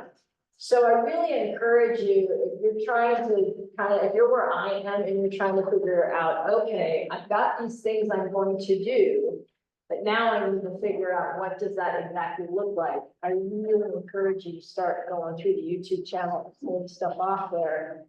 Because I'm finding it's really helping me solidify. Owen doesn't know, and I have a whole list of them. Where's he publishing his time? So YouTube or his website or? Literally YouTube. Yeah, you can literally go into, so I've actually subscribed to his it's called Tom Ferry. He's got 556 subscriptions or subscribers. I've subscribed to it. And what I'm actually gonna do is, he's got one of open houses. They're all free. And so I'm gonna actually start taking some of this content and putting it in our classroom for our new agents who are like, wow, I need help with classroom, open houses. One, I am not the open house for me. I don't like them. I do them because I have to, and when the market's really good, I give them to agents to do. But right now, the market is what it is, and Ellen and I can't afford, this time of year, can't afford to give them away. So I'm like, hey, Ellen, before we do open house on Greenstock, we need to watch this and see what we want to tweak. And so there's so much great content. The other thing I found last night, guys, is I was searching for scripts in the Tom Ferry system. And I actually found client intake form, your Coach Andy was talking about yesterday. I found moving checklist for seller. And anyways, I went into the Illume and I went through the file resource last night, or I guess it was this morning, and I just started looking for some things based off of Coach Andy's discussion yesterday, and there is so much here that you could download and then customize if you wanted to. And so tomorrow I'm coaching Denise, but I've got her coaching me back on the remarkable pad that's been in my closet for a year and a half. Because she's got a lot of this kind of stuff on her pad, and then she uses it, you know, like a writing pad with her clients and stuff, and I'm like, that's fabulous. But Mike Wansley showed me where you can actually load that into Follow-Up Boss and create task lists for your team. So that's why I'm like, okay, I'm trying to like, okay, we're gonna need another workshop, but I wanna do it after we've done some of the email stuff, because being able to tie some of that in, I think would be really great, because I don't know, I'm not sure I want to do it all within listings to leads. I'm thinking I didn't realize that Follow-Up Boss was grabbing it automatically because it recognizes it as a lead gen.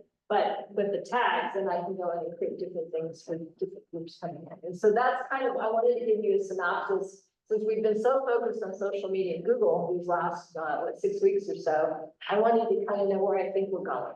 So you can see that it is gonna get pulled together. Okay? Do we have a brokerage follow account that has like multiple seats, or is it all individualized? It's individualized. Yep. Yeah, I maintain, 2 accounts. They don't really have an affiliate program. I checked it out. And I think, I have 2 accounts, one for Owens in my personal business, and then we have one at the office level for recruiting. But even for us, we decided to keep them separate. Laura's like, I don't really want access to your personal database. So I'm like, well, I trust you, but yeah, I kind of agree. And so, and you can connect them to MailChimp. And that's what we've been using with recruiting. It's really worked nicely. And Mike was, you know, kind of reiterating that yesterday is you can, send stuff out. Because they're connected, you can build your, plan with the Follow-Up Boss, but they'll actually go out through MailChimp, and then you have the analytics to measure against who's opening and clicking and things like that. So, but I was really, I'm kind of more familiar with the mass email thing. I had no clue there were service providers like Thanks.io that would do one at a time. And it's based, so like, as Owen and I work on our probate stuff and our pre-foreclosure, if somebody comes in off of an ad, I can have them automatically just start getting the appropriate pieces, and it can be a mix of email, text, postcard, whatever, and it's just, I'm like, that's exactly where I'm at. I need help kind of automating that, so I don't, it'll take time to set it up, but I don't have to keep my eye on the ball all the time. So I think a lot of, again, that's why we're doing these classes, and that's even why we're bringing in the virtual assistant pool, because I think we have a fair number of agents right now, probably about a third, frankly, that are kind of at that point of, okay, I'm ready to grow to the next level, but what does that look like? How do I do that? Right, Sam? What you did in your head. So, any questions today? Thanks for your flexibility. Nicole and I are trying to sell a house. Yeah. I got one side, she's got the other. Not market, well, I took off the market for a little while and set it until March and did her clients. We can comments. All right, well, thanks for your time, guys. Yeah, I wanted to give you, and I'll send another text out too, just reminding people to, that was gonna take a little preparation, so you kind of know what you want to do. Because, their time is all paid for by the brokerage. And so it's kind of a freebie for you guys, to help kind of move you forward to where you need help. I know I need it too. My brain is like, okay, now what do I do with all this?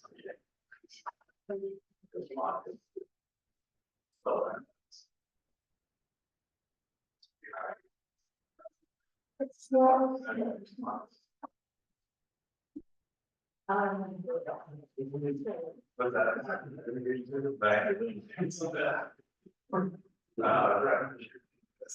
Back.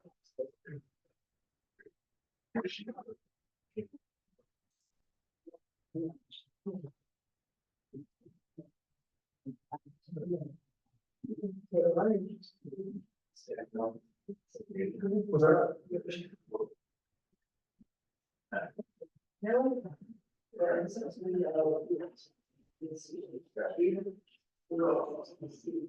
checking the balance. So.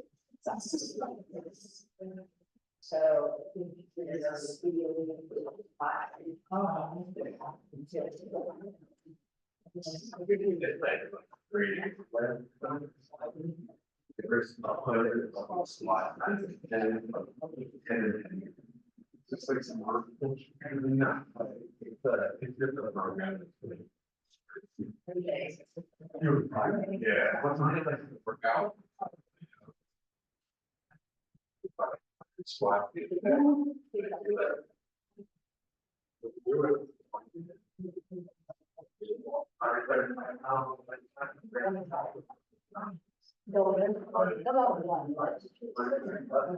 So, I was like.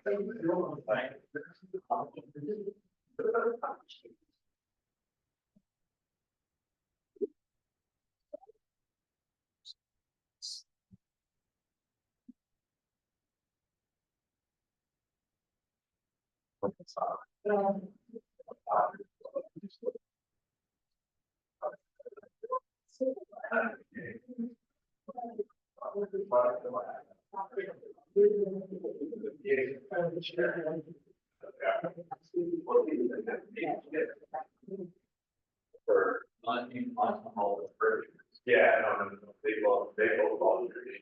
Yes. I did.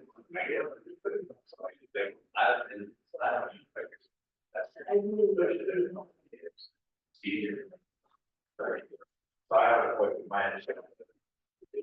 Yeah, but I saw the. And. Yeah.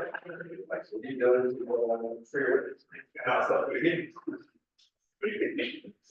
So we.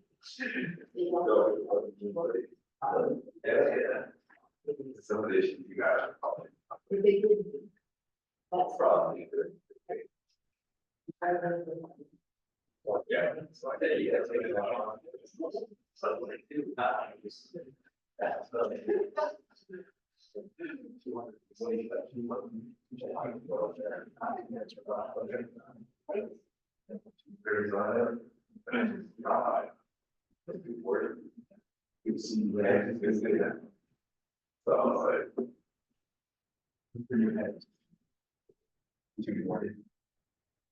Two more in California.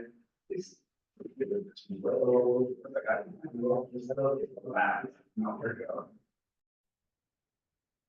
US Supreme Court too. Dennis Smith scheduled for execution at 7 p.m. The prison says he was not able to be executed a year ago with rejection because the executioners could have a problem with the paper. But come tonight through this. You guys are good ones. With a mask and administer a flow of nitrogen gas part of depriving him of oxygen. It's.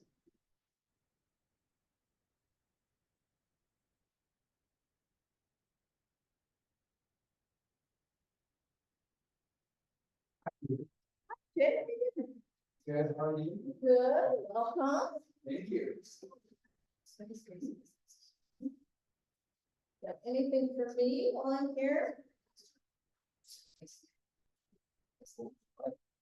I don't know, I just want to see if you had any questions or anything. No questions. I know your time's valuable, so I don't want to take it unless we're scheduled, so no worries. Yeah, I just enjoyed the information, a lot of, refreshing for me. Refreshing course. So, Sure. yeah, it was good.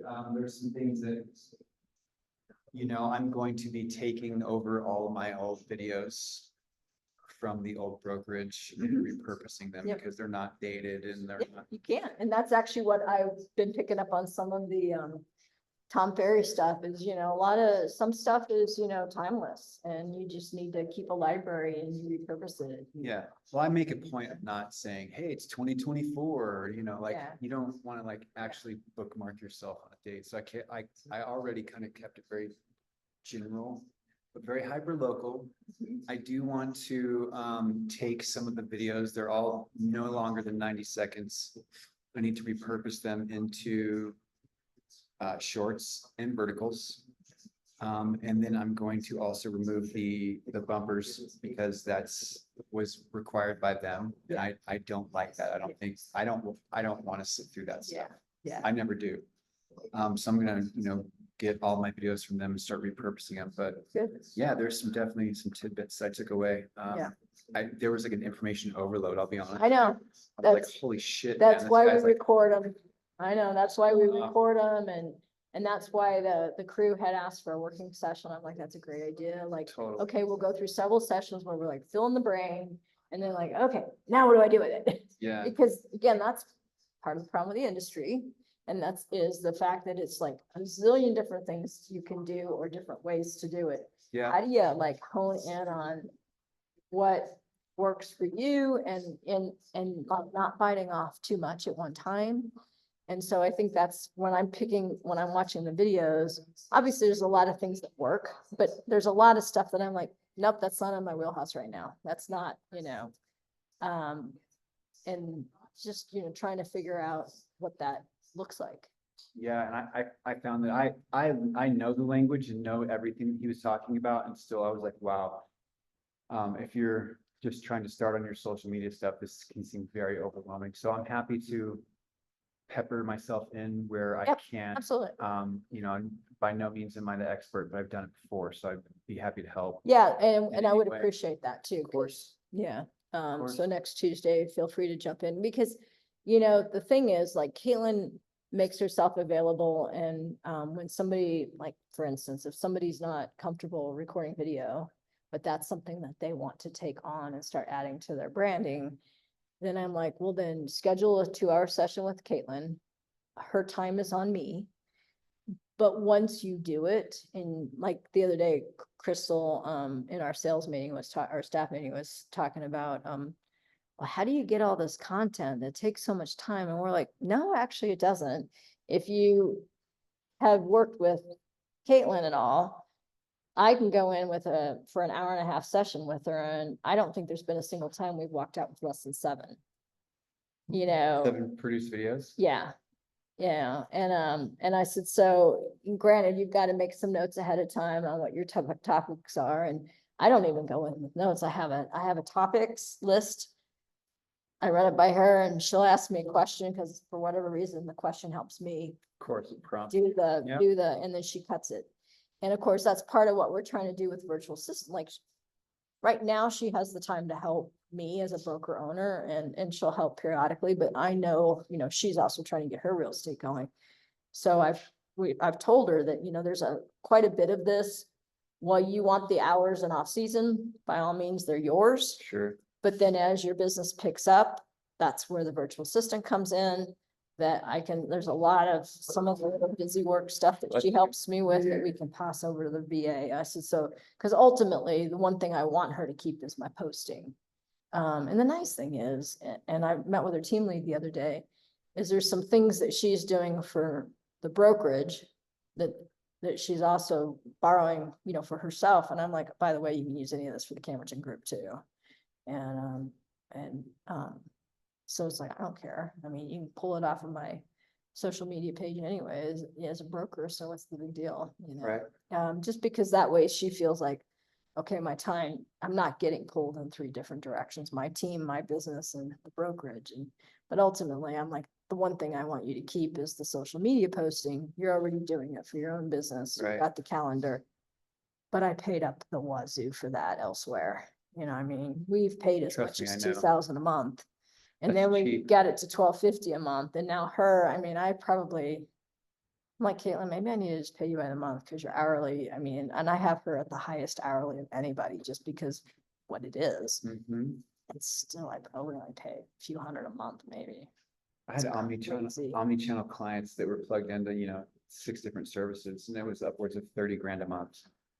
But it worked. Yeah. And that's why their ROI made sense to Yeah, spin that. ours It made didn't, and we sense. didn't get No. any local. No. I mean, it was one of the things that I was just like, but when you're a startup, Of course. you're listening to corporate and corporate's like, oh, we have all these partners. And so Yeah. you go hire this partner, hire that because you don't have the staff.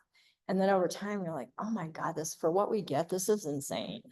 And for us, I was frustrating because we even gave them the military calendar. We're like, look, we're in a military town, we're veteran owned.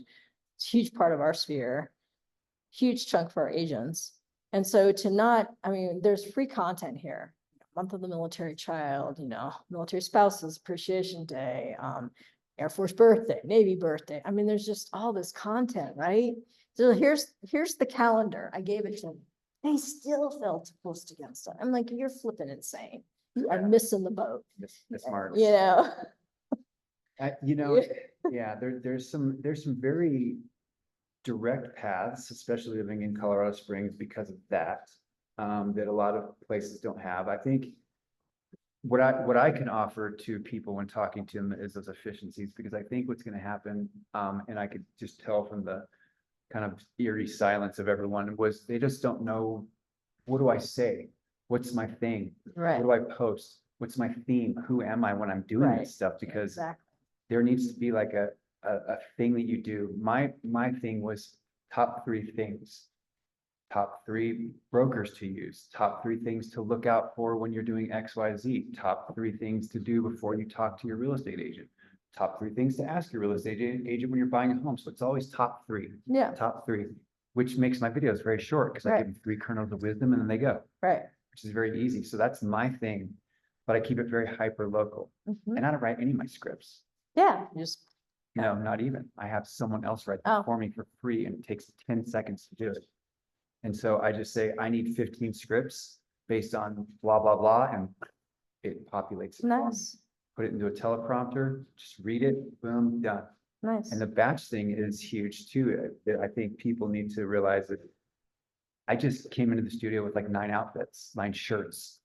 I would read one, change my shirt, read another one, change my shirt, read another one, change my shirt. It took about an hour and a half, like you said. Mhm. Then someone else goes into post-production, chops it up, and then I have 9 videos for 9 weeks. Yeah. And I don't have to just sit there, like he said, and just think about it every day. Yeah. It's done. It's done. And it's not driven by a calendar. It's not driven by the season. It's not driven by a time frame. It's information that withstands the Yeah. test of time. Like the best ways to winterize your home. That's going to be probably the same for a few years. Right. Exactly. Yeah. So I think that having that also is good knowledge. I'm happy to help with that. Do we have, switching gears, do we have a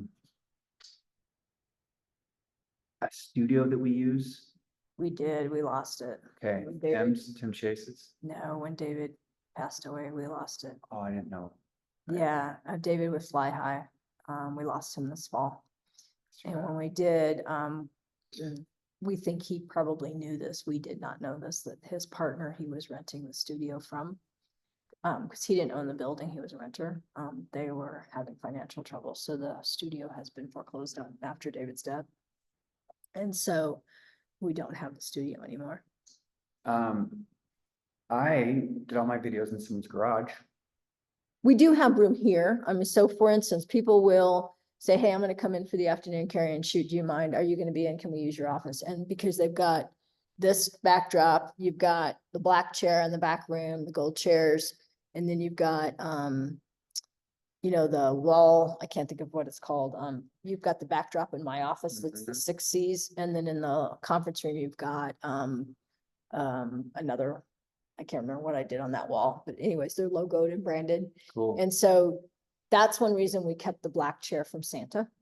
Well, when I bought the chair for Santa, because Sure. last year we didn't have to buy one, our lender partner had one. But this year I didn't use the same lender partner, I used our preferred lender. And so when I was shopping for the chair for Santa, I was like, okay, can I make this multi-purpose? And when I found the black leather, I was like, well, that matches Santa's belt, but it also matches our branding. And so people will move stuff around. Yeah. And that's one reason why we've always made the office 24/7, because obviously if you're gonna film, you don't want a lot of people in here. So coming in on an evening or a weekend, right, is Totally. great. And so you can do that. You can use fireplace behind you. I mean, so there's a fair number of us that shoot here. Cool. Yeah, and Okay. you can do that. If you get where you want a house, I have a very high-end Airbnb that one of our old teams that's not with us anymore used to ask me, hey, are you vacant? We'd like to, use the afternoon and shoot. I'm like, absolutely, you can shoot there. What do you charge your friends per night?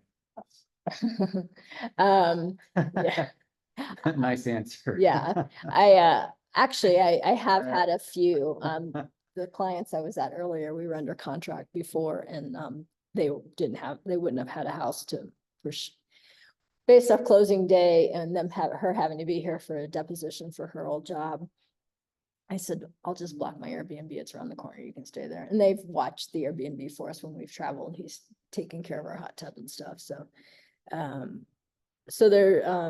I don't generally just offer up discount like Crystal's youngest is getting married next fall. By the way, I was totally teasing. I know, but I have, but having said that, I do partnerships. And so like whenever if any of the agents want to use, we're not the kind of people to charge for anything like that. But like I'm meeting with a private chef this afternoon at the house that I met recently, and she's looking for a place to do cooking retreats and or cooking events. And I'm like, well, I'll show you my place. And she says, I'll pay you for it. I said, no, you don't need to pay me for it. I said, I would just probably make you a co-host without editor rights where you could see the calendar. Cause this time of year, I'm got a fair amount of openings. Yeah, And, nice of you. and she said, well, I'd want to do something. I said, well, we will probably, our sphere of influence tend to be foodies because that's what we all did. And so I said, what I might do is I said, periodically, I may have you help me with an event for our clients in Sphere. And I said, your return would be, just help me keep the cost down. Just like I can do that all day long. Industry for a while. So the two of us, when we were active duty, because we're both retired Air Force, we both ran everything on a base that makes it a city. So 40 some odd little businesses, everything from golf courses to bowling centers, to the snack bar, to the clubs, bars, hotels, fitness centers, youth centers, mortuary services. I mean, you name it. And so, he came in as a cook. But because we had, clubs and bars and, you had the golf course, catering operation and, we had all of that. And so most of our friends all come from that community as well. And so we always joke though, if they were club people, they're good at the liquor, but they don't know how to cook. And we have a lot of our friends here that are actually out of the club business. And so it's always this little ribbing, like, were you on the food side or were you on the beverage side? Right. And so, yeah, it's just part of our old That's Air Force cool. circle. The reason why I ask is because my wife is a chef. Okay. She used to be the catering manager at the Cheyenne Mountain Zoo. Yep. And now she just cooks for me, so I love it. So, that I think that you have that ability and that forethought and that love of food, and I think that's so cool. Yeah, that you're we doing do. that. I'm actually chef, trying to figure out how I'm gonna wrap that into some of my branding. Oh, cool. I mean, we tend to already do veteran owned, Mhm. but I'm like, okay, so what would, because again, you'll find this when we sit down and do our coaching. What I try to tell agents to do when they're working on their branding and kind of what's gonna do is, who are you? So like Mo, he's a firefighter, but it turns out, as we chatted, that he was on the financial side for years with T. Rowe Price, then went to fire. Mhm. Super service focused, does a lot of volunteer work, and so it's volunteer work, giving back to the community, pickleball and golf, and their dog Phoebe. And I'm like, okay, then that's what we're gonna grab in your branding, because in this market, you don't need a zillion clients. The average agent needs between, let's say 8 and 15 a year to make somewhere 6 figures, depends, how much, Unless you're working, And under if- the and if- model I was working under, then Yes. you're making subpar, exactly, but subterranean. you know how much you left on the table. Sure. And so here, if you're doing, gosh, 10, 15 deals a year, you're not necessarily killing yourself, yet you could easily make 150 a year in a heartbeat, Perfect. I love that. and so we don't need to resonate with everybody. We really need to resonate with our tribe. The Sure. people that we're going to enjoy, they're going to enjoy us, and maybe we want to even be friends when it's all said and done. Because when I've chased the lead for the lead, after a while, you hate it. You're just like, oh my God, these are so not my people. And you still get them, don't get me wrong. Totally. But you want it to be like 2 or 3 out of 10, as opposed to 8 out of 10. I'm a people person, but I agree, like some people, you're just like, oh, here we go again. Yeah, every once in a while, you're like, I would not have a Yeah. beer with you to save my life. Within the 2 people I'm working with right now, they are like just running me through the ringer, but I love them. So I'm like, Exactly. who cares? Let's go look at how- Detail oriented, you They're don't totally care. cool. I've got a buyer like that Love right it. now. Yeah, me Retired too. Air Force guy, and they're like, man, we are so glad we met you. And it turns out one of our very dearest friends, and they served together, and they had no idea they both lived in the same town, and we've reconnected them. That's cool. And so it's like, so it is cool, but That's cool. is he detailed as a buyer? Oh, yeah. But I know in a heartbeat, because we do client events, I know in a heartbeat, they'll be at our client events and they'll connect with a bunch of other. Oh, for sure. You know. This girl sends me spreadsheets. She maps them out in order. She's like, I went ahead and mapped them out on Google Maps. So when you schedule them, we'll just go in this order because I know they're on the maps. This is gonna be the quickest route. I'm like, do you want to be an agent? Did you know, Because- did you know Showing Time will do that for me? Right. So, like, I'll take it all day, but that's cool. Thank you. Sam had one of those. He Yeah. was so glad when that baby closed. Yeah, well, I'm bringing them here, so they're personal, you know, contacts of mine, so it won't be any crazy, you know, weirdness. So I'm happy to bring them into this fold and have them, you know, enjoy this experience. Real quick, last thing I wanted to ask you is the CRM that we use, that's like free to us. One sweet. Do you have any feedback on that? Because you've used Follow Boss. Yeah, What are and the differences? so I'll tell you what the difference is. Because I don't have any money for Follow Boss right now, I'll be honest with you. And that's fine. Yeah. Just start with it. Okay. Start with OneSuite. It's fine. I think OneSuite, when you're an individual agent, and you're getting going, OneSuite and our website is fine because Crystal, especially with your talent, Crystal can show you how to go in to customize our website. And if you've got patience, you can really do a lot with it. If you want to check that out, go in and look at the Camberton page, Camberton group page. That is on our platform with the free website they've customized. I've got the site already built. We built one the other day. Yeah. Yeah. So, super- so to start, Yeah. that's a great place to start and Okay. keep everything cheap. Now, as you elevate yourself and you get yourself, and you may or may not ever get to this, if you ever get where you want pages off your website, you know, like in our case, probate, pre-foreclosure, whatever, Sure. then you'll want to go to an independent website that is, we point to, so it shows up with your profile, but it's separate, right? Yeah, yeah. You can have the IDX feed in there for lead gen, whatever. But until you're to that point, then there's no reason not to do OneSuite. Yeah. Okay. Same, OneSuite and then our website. And so OneSuite will, you know, they've got, you know, the drip campaigns, the whole bit, you can go in and customize them. So you can still grab, so like this fall we did, Tom Ferry pushed out a program called 100K in 100 days. That was the first program that, because we just started the Tom Ferry stuff in June.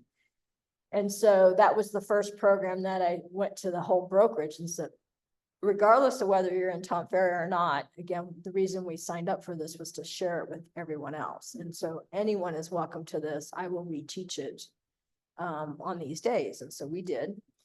And so he's about to republish that same program, but updated, and we'll do the same thing. We'll push it out. And I've got some slots in the top. So right now where we're at with Tom Ferry is I was supposed to only have 20 slots. I needed 10 to pay. I don't even know how many I've got at this point, but, they actually ended up giving me like 23 slots. So what I'm doing, especially this time of year, is as we've lost people or as they're not showing up for sessions, I'm just asking, hey, if you're not going to show up for session, I'm still posting you know, the recordings. Can I have your slot? Especially, you know, if they weren't one of the original that we're paying. And because what I'm trying to do is, I'm just trying to elevate our agents. So, for instance, Mo just added in and so I've got a slot if you want it.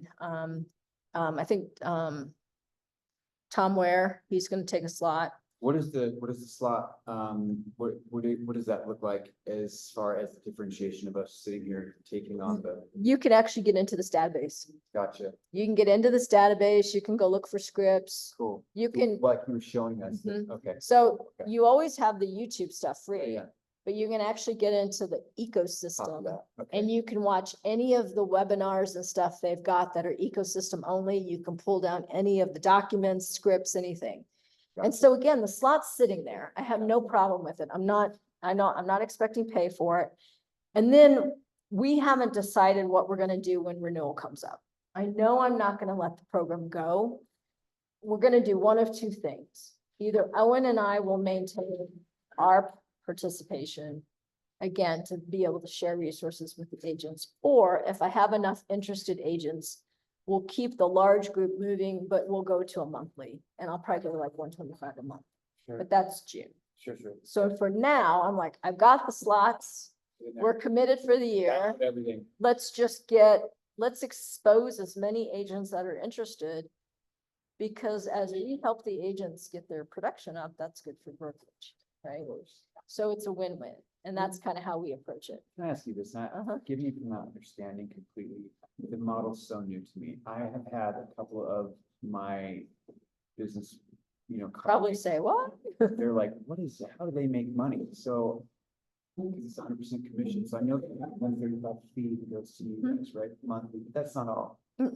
There's 3 places we make money, and only 3 places. One is, So help me to. yeah, convince so them. one is the 135. Right, And part of that is we actually pay for the listings to leads too. That's in that piece.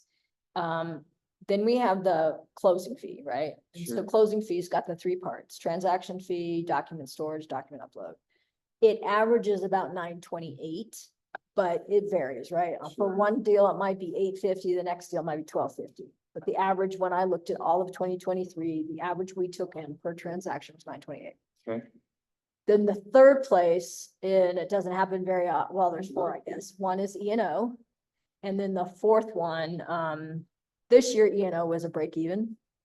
Last year, it was not a break even. We actually made a little. Next year, one of the reasons I'm going up, and I've already published that next year it'll go to like 380, still in 2 payments. It's still cheaper than you can get on your own for $1 million, $2 million. But next year, it actually puts a little bit of profit back in because we use that to help pay for our events. of course. Especially when we're in a down month, so like last week's event was our pocket. Whereas in a normal world, I'd have about 5 to 7 grand off of E&O that I've set over in the savings account that I'm paying for Asian events off.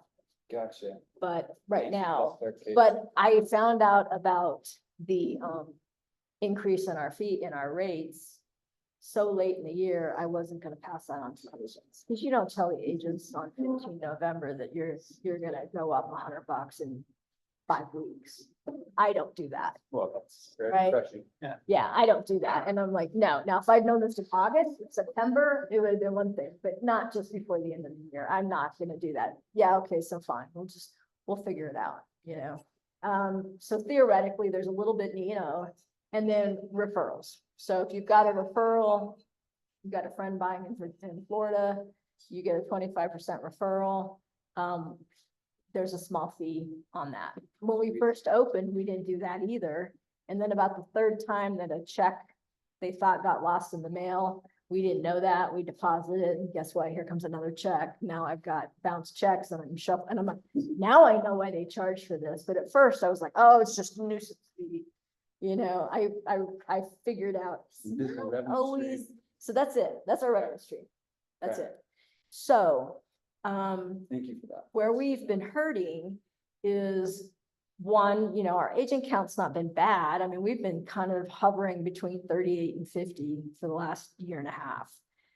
The difference is who we recruit, and so the crew that's been coming in the last 8 months is a different kind of agent than we had early on. Early on, I drank the corporate Kool-Aid, and it's similar to the KW Kool-Aid of a warm body. And it's like, no, I hate warm bodies.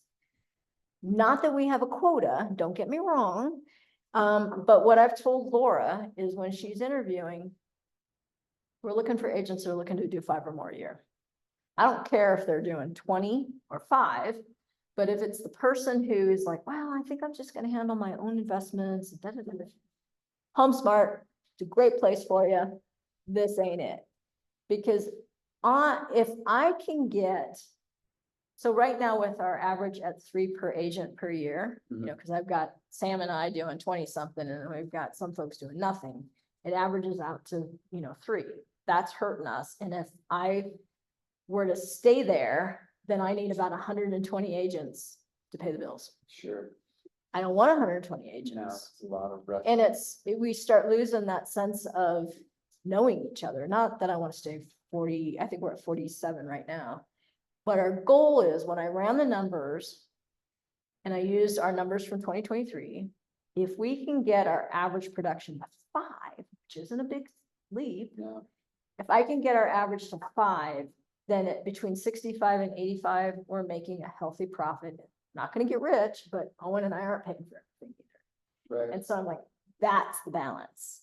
Can we get ideally to that 75 to 85, a minimum of 5, an average of 5 per agent? We're staying small enough that, we'll always have about 20 to 30% that never come in, right? They're just doing their own thing. But you've got the rest of the core that kind of knows each other, can lean on each other, ask for help each other, just socialize together and not feel like we're this gigantic brokerage where you don't know everybody, but we're not having to work our asses off to pay the bills. That can That's where get- we're trying to go, That's good. That can get dangerous, it's like herding cats. Yeah. And to that point, when I got that text message from you this morning, I was like, Carrie's reaching out to me personally? That's never happened to me. My team leads or my brokerage owner or anything. So I was like, yes, let's meet up. This is Yeah, I always do coaching. I'm actually trying to play catch up because there's a few folks that came in just before the end of the year and I had COVID and I'm like, oh yeah, I haven't talked to so-and-so and so-and-so. And because we usually do that within a couple of weeks of onboarding. Yeah. Some folks come in with branding, other folks come in with, with nothing. Yeah. And it's like, or they came in from a team mentality and it's like, okay, well, let's figure out who you are and let's figure out what that looks like. I've already got it done. Cool. I just want to implement it. Yeah, yeah, and so, and I also try to figure out, well, where do you feel, where do you need help? Or like in your case, you've got stuff to give back to, and so it's just kind of my opportunity to learn a little bit more. And then, And I love rubbing shoulders with someone who's been doing this for way longer than me and who has a wealth of expertise to give to me and bequeath onto me for my success. So I think it's wonderful. well, and I try to, what we started doing too this last year, about August, we were like, okay, we've got a crew of agents that we just don't see a whole lot. And sometimes it's because they got little kids and they're home for the summer and all that. But how do we, again, we don't want to be KW. So how do we prevent that kind of environment from happening? Because it can creep in on you. Yeah. And so we decided that we keep a roster of the agents. And we've actually gone in, Laura, Crystal and I, and we've kind of owned an agent, so I own, for instance, the team leads, or I've got a handful of agents up in Woodland Park. I know that market well. I've got one that came from Pueblo and, they don't know the Pueblo market. And so then we've established a check, kind of on the spreadsheet, checking every other month. And then each of us goes in and annotates that we've done that. So we can go, oh, wait a minute, I haven't talked to those 3, and because when people start feeling like nobody cares and they're not reaching out, and it's not just about a birthday recognition on Facebook or something like that, That's cheap and meaningless. Yeah, and so it actually has proved itself quite well because Serena is really religious about attending the Tom Ferry coaching sessions and all that. She missed a couple. And so it was before Christmas. And so I sent her a note and said, hey, Serena, I've noticed you haven't been to the sessions. That's really unlike you. You're kind of leading the charge with implementation. Is everything okay?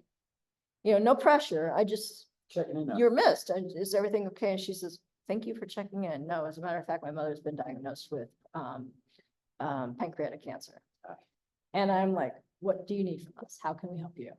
And she's like, I got it, but and so some of these sessions, that I know she'd normally be in, she's like, I got to take mom to a doctor. I'm like, it'll be recorded. You're good. And so, it was like, yeah, that was the right thing to do. Somebody was missing. We knew it was odd they were missing, and lo and behold, shit was going on. usually is. Yeah, That happens. People are human. Yeah. That Yeah. happens, and it's certainly not intended as and she knew that, but it was certainly, but I prefaced it, we understand, if you're on vacation or whatever, I just wanted to check in. No, she wasn't on vacation. No, not at all, opposite. Yeah.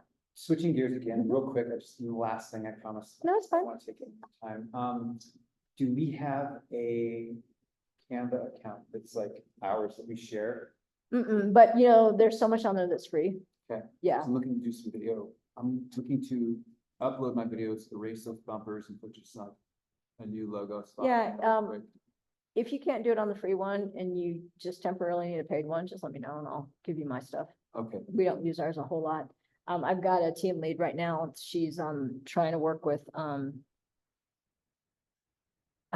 skip tracing, and she's working with a virtual assistant, and she's like, I don't even know how to have them go about this. I said, well, I've got a few tools. I said, let me experiment and see what works best. So I did. I looked at a couple things last night and I sent her a note this morning. I said, hey, Amber, I think I realized, and for me to know which one to have you use, I said, can you send me a couple files so I can see what piece of information you have versus what you're missing? sure. Because the easiest way is if you've got an address, but you're missing an email or a phone number. And so she did. And I said, let me go in and test that. I said, because you really only need it for a short period of time, we keep a Vulcan 7 account for the brokerage for when I need to help an agent pull a list. If they're going to pull a repeated list, then they probably need their own. But a lot of our stuff, it's farming, right? We don't need to pull a list that often. So, so I keep a Vulcan 7 account. And I said, so, if your VA is only going to be using it for a month or two while they clean up your database, then I'll just give her the log on. And what's the difference between me giving it to the VA that's working for the brokerage and the pool? Sure. So, where it makes sense, I try to share, Yeah. especially when I know it's for the specific project and for a specific short time, as opposed to like giving the whole brokerage access to. 100%. So Yeah. that's not a big deal. Thank you. Yeah, because I was trying to, I'm talking to the person who I need the videos from today. I'd like to start on that right away. Yeah, it's not a problem. Just get it done. Yeah. Just be done with I it, can do that. wipe my hands of it so I can start implementing everything else that needs to be talking to one another as far as. So what are you still doing, if anything, on your graphic artist side? Tons. Yeah. Are you hiring out? What do you mean hiring out? Like, am I in a position to hire people? No, like, for Take on instance, if I projects? wanted help developing a series of postcards that I could load up into thanks.io to go into my. Could you help me with that? For sure, Okay, for sure. cool. I keep my good clients in my back pocket. I've got a guy who does 31 exchanges in Cali. I can't get rid of him. He pays me $100 an hour. Yeah, And so I have him on, he just, yeah, he's my good buddy at this point. And then, friends and family, piecemeal, onesies and twosies, Okay. whatever. and I don't ever mind paying either. I mean, I'm not expecting, but, what I'm learning. It's businesses, sometimes it's much faster for me to say, okay, I have this idea and I have some concepts. But instead of Owen and I trying to like piece them together in Canva or whatever, or Creative Studio, I can go to somebody and say, okay, here's my ideas. Tell me what you'll charge me.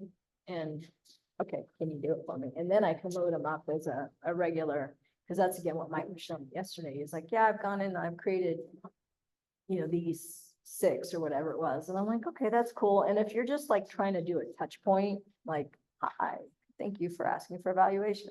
That's fine. But the markets we're trying to grow are probate and pre-foreclosure. Sure. And so they need to have some specific messaging to them, not just puppy dog on the front, this is thank you on the back, Sure. And so Tess, I haven't used her a ton for graphic stuff yet, although I've sent some of our agents to her for logo work. And I met somebody last week who said they knew somebody, and I said, I might want to meet him because I'm always I'm the resource gal for the brokerage. I'm always looking for affordable resources for my agents because you can't do it all yourself. You'll never get it done. You're not Have going to, leverage. and you're not going to become a logo expert. You're not going to become a, right? No, I'm So- not a website builder. I know how to do it, but I'd much rather pay someone to get it done in a week. Yeah. Instead of me dinking around with it for Yes. 3 months and having a break Yes. anyway. Yeah, so anyway, so that Fully, may be yeah. something I'm interested in hiring you for and helping me, and then there'll probably be a few things you'll pick up and go, "Oh, this is yeah, I could do that over here on this area for my business. That's what I'm finding with Caitlin as I've been picking up some things on ads to run. I'm like, hey, Caitlin, I need you to help me figure this out. But that's where I was like, oh, by the way, I think this would be a great platform for your fitness business and for the Camberton rental business. She's like, oh, yeah, that is a great idea. There's always some kind of reciprocation. If you look at it in the correct way, and that's where your heart is, 100%, there's always some kind of like. Yeah, Even Mike yesterday, when I met with him, he was showing me all this stuff and he says, I'll do a workshop on this for the agents if you'd like me to. And I'm like, oh, that'd be a great idea. And I said, I really appreciate you taking the time with me on this. And I said, I think when I get a few things pulled together, I said, I think I'm gonna want you to help us create some of this for our niches. And he's like, well, it's the least I can do. You've given me free access to the Tom Ferry, because I actually took him in as a Tom Ferry guy free. Cause I'm like, hey, and I gave him listings leads and the whole bit, cause I'm like, if you can learn some of our stuff, then, cause he volunteered as tech help. And I lost my tech guy. I mean, I've got the tech guy that does the servers and that kind of, but like I can help the agents like connect the shit, right? yeah. And he's like, I can help do that. And I'm like, well, then you need to understand the systems. And they're using the KV core system, which I got rid of. And he was telling me yesterday, yeah, they're having the same issues. I'm like, yeah, I know, I suffered 2 years with that, but that's why I got the listings. And he's like, yeah, I'm really digging into that. And he says, it does a lot. I'm like, I tell you, it's KV core on the baby level. It's wonderful because it's not so complicated. Not familiar with any of that. You're not even speaking language. It sounds like Japanese. Well, you're gonna get familiar and, but it is for like running Facebook ads and stuff on a listing, like we've got 2 listings, I've got to run ads. Every once in a while you'll pick up a lead off of them. I've got to learn to nurture them better, but literally instead of going into MetaSuite, you just go in through listings to leads, your listing's right there. You push a little button, that says create a Facebook ad. It gives you a draft. You can change them all you want. You can add any of the Tom Ferry suggestions that you want. And then you publish. And literally it happens like that where Meta is to me a pain in the butt. But I've even you can bring over your own PDFs, your own graphics. So I've actually brought over graphics on the recruiting side that Laura's developed or whatever. I upload it, I run an ad on it. And they've got landing pages and stuff too, although we've discovered MailChimp's a little bit better because you can track it. Data is key. Yeah. Doesn't lie, know So- exactly where you're at. And so that's really where we're trying to take the brokerage is, okay, you've got this whole plethora of stuff. Now, how do you boil that down into things that are manageable and affordable? As opposed to, oh, I'm just gonna go to realtor.com leads, or I'm gonna go get Zillow leads or whatever. I get it's easy, but it's not cheap. And oh, by the way, you probably can have just as good of results with some of these other tools. But that's why we're creating the learning management system too, so we can drop things in there and like somebody onboards in August and we're not teaching because we don't teach in the summertime. You have to have an LMS. That- I'd rather record it once, and have 1,000 people look at it and take 1,000 times out of my life to say the same thing. Exactly. And then Crystal and I, even when we've got a brand new licensee, we can even make it part of their learning system. And then what Mike has had the same discovery. We were talking yesterday about, Realty One Group has their own LMS, One University. And he was helping me with some of the classroom stuff yesterday. And I said, yeah, I just don't love it.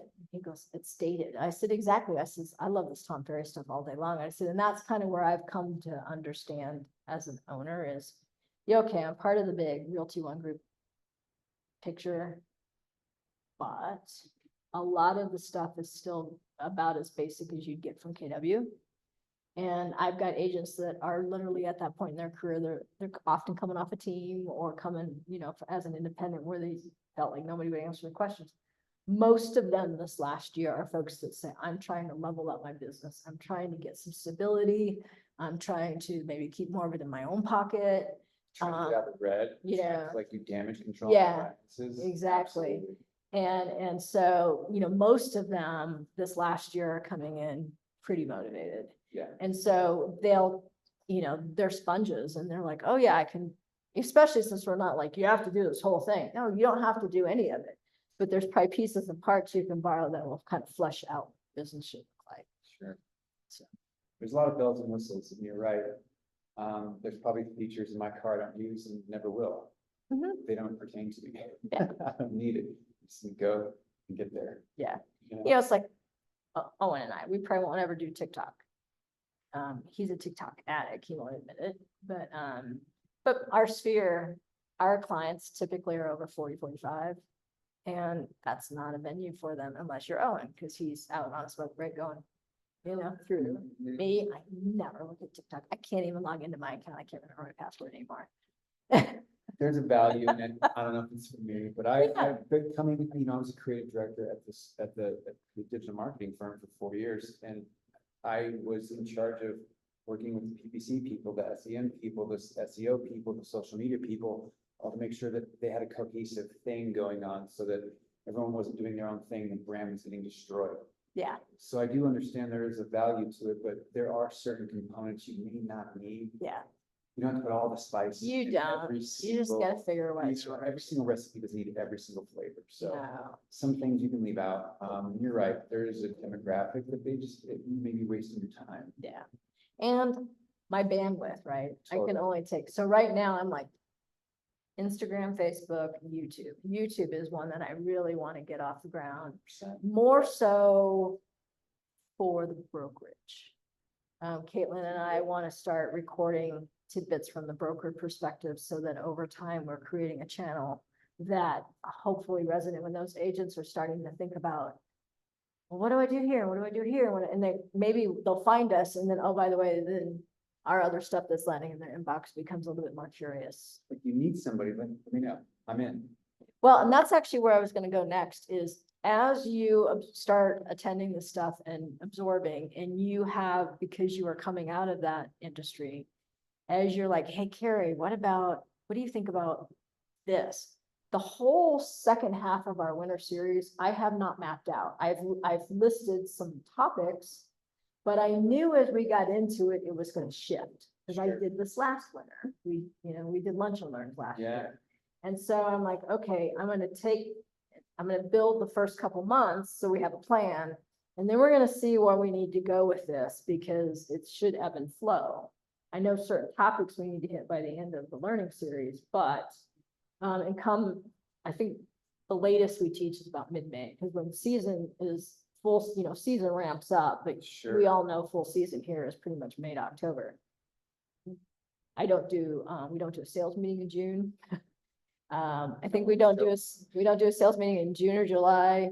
There's a lot of things that we just start, it's not that we don't want to see folks, but it's so hard to get people corralled because we're like. "Doo, doo, doo, doo, And you doo, don't doo." spread thin and feel like this, it's an obligatory thing. You want to make them Right. feel, they Yeah. have business to do. Yeah. That's the main thing. Yeah. So, yeah, that's a good call. Yeah, so, Thank you for your time. Oh, thank you. Appreciate it. my pleasure. All righty, why am I? I'm gonna kiss my baby. You guys have a great rest of your day. You too. See you later.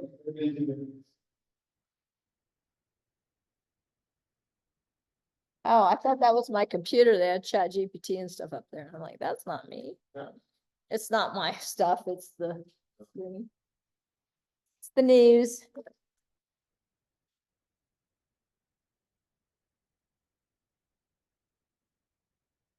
Oh, the brush thing is good.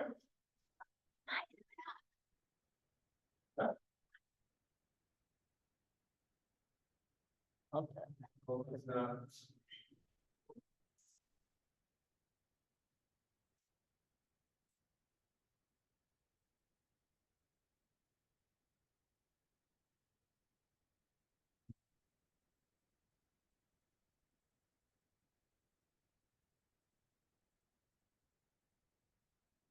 That's people, they figure out they're gonna disassemble all this thing out of the basement.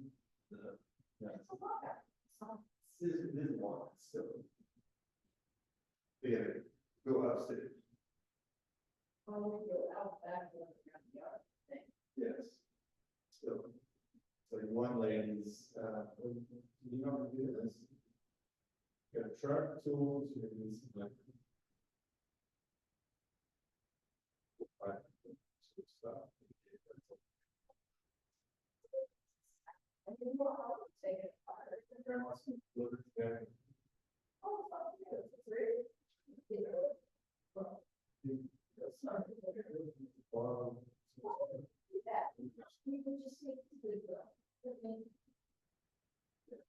So there's one lady who's. One lady's trying to find. It's like, it's funny, you can switch it on. No, it's a woman. Yeah. No, We can say. I think your uncle made a comment in the video about this.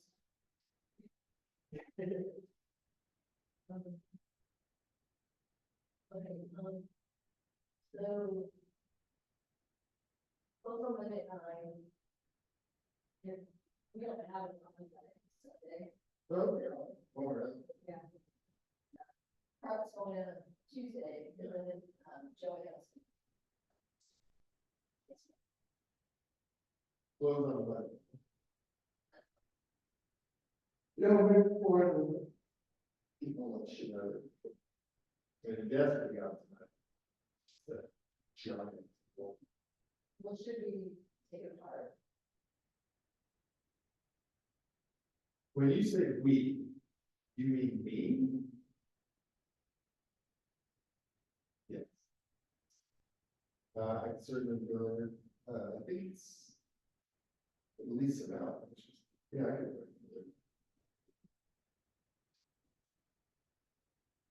Although I will say, if I would get it, I would think we want to tell it. Sure, I think so. It's just, if they're heavy. Heavy piece. We have a call around it, we maybe fit more, see if I can get another. Should we go?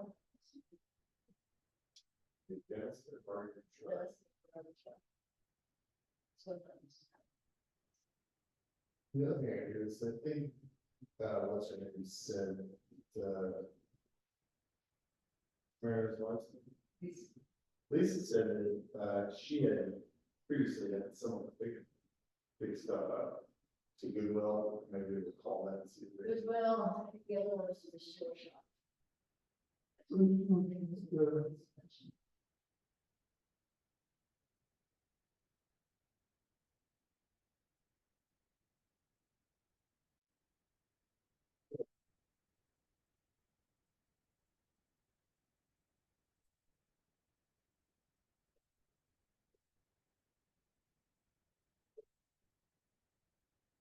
We have to go out to. Well, I gotta go, I may do that Sunday morning. Cause that's just 2 hours. No, I mean, as opposed to 4.5 hours too, I gotta go out tomorrow, change the combo. It's gonna be more of that. But there's some. True. Well, the problem is she gave it out when it was also the combo to the game.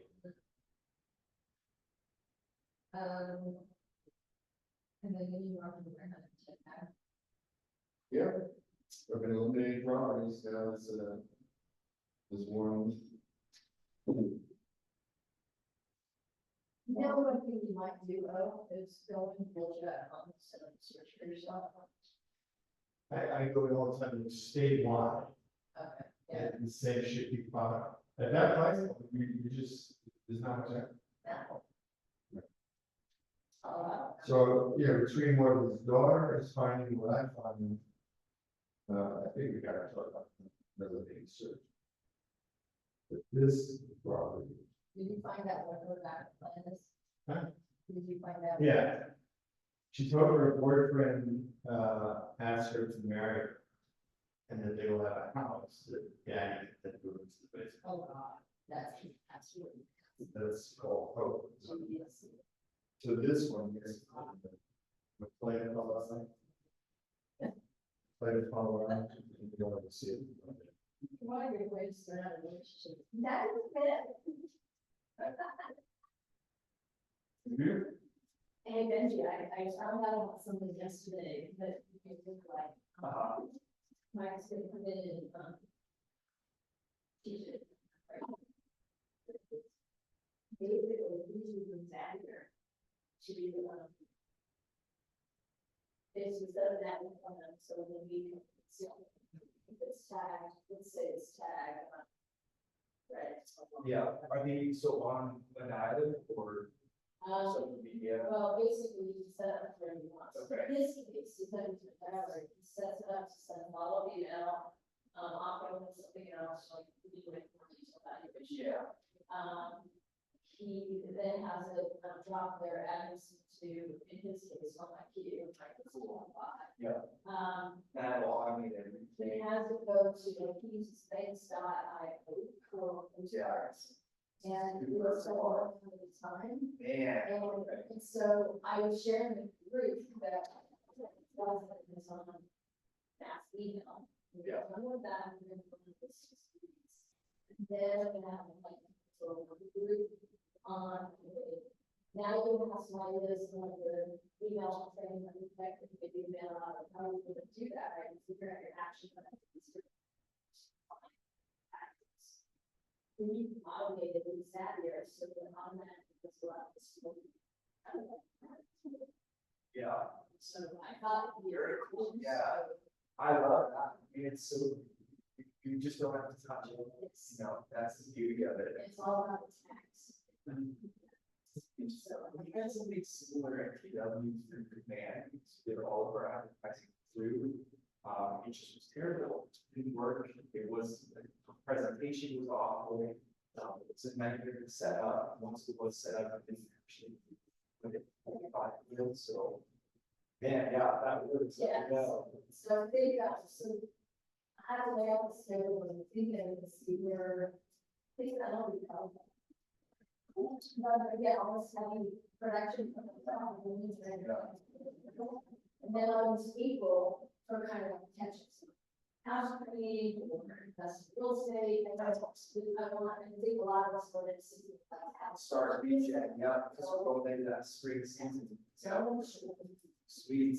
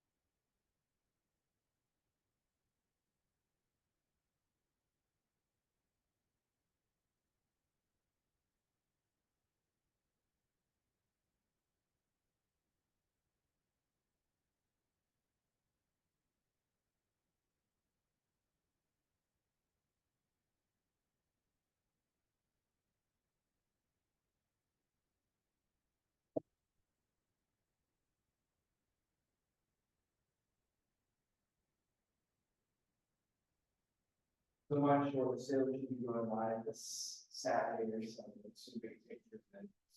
So, Oh, okay, yeah, wish you luck on that. so you guys already got everything? I think you told me they were already. Yes, we got the appraisal back.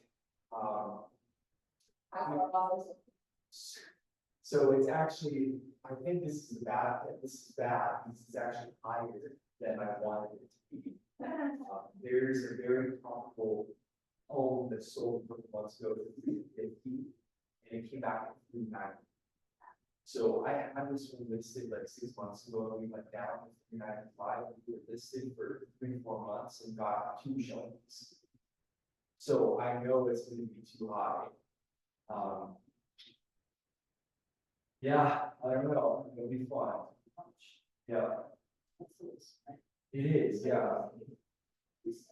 I thought it would be closer to mid-3s, because we have, you know, given period to the townhouse, to other range style in that complex, but there's another Another two-story, just like theirs, that has another bedroom that is sold for $350. It has another bedroom, I think one, like half or one less half. The on the appraisal, they didn't even mention that. Really weird. It's so weird, so. Well, I guess. Exactly, well, so that's, could I hypothetically with the client permission, put that appraisal in the documents in the less, yeah. Really? Before and, it's in the local, we like, they were doing a lot of themselves. So we wanted to, and so we actually off the face. Yeah. And, Yeah. One of them been a little lower than, well, that's not what the county said.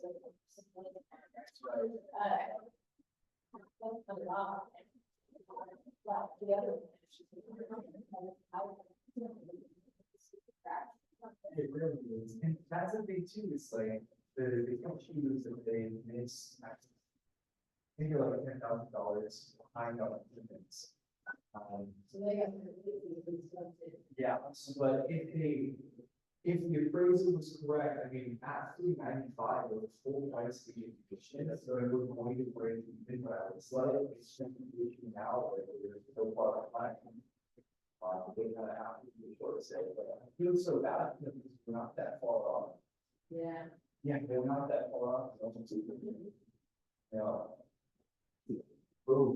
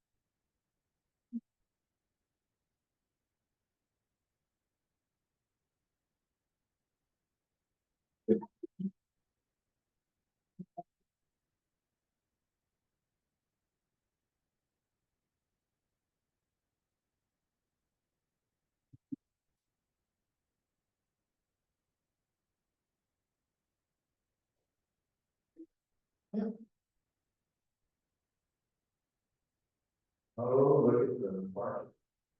That's good. When the numbers are green, you go like that. It is good as long as, you get stocks in there. No, this is important. But no, what is the SP? So I have.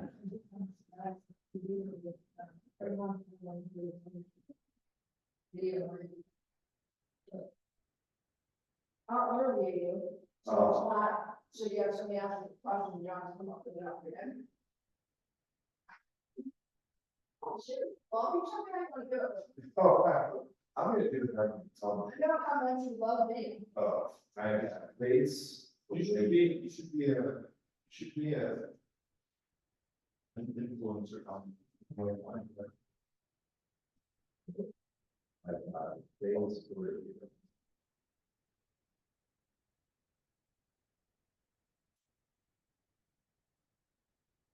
Kind of hoping that my nephew would be here right now.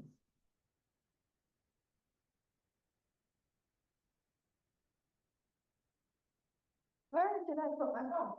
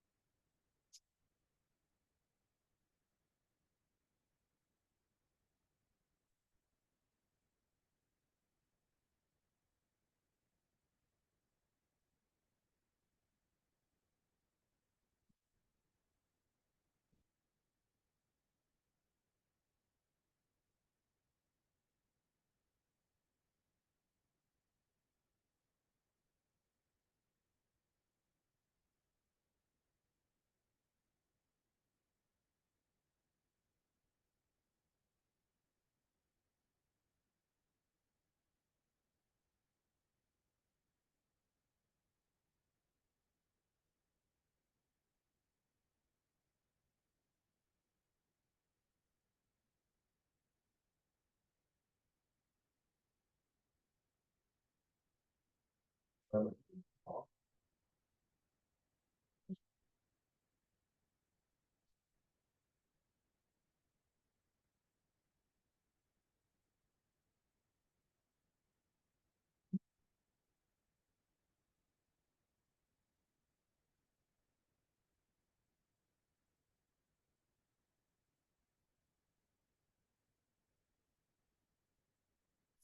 it so?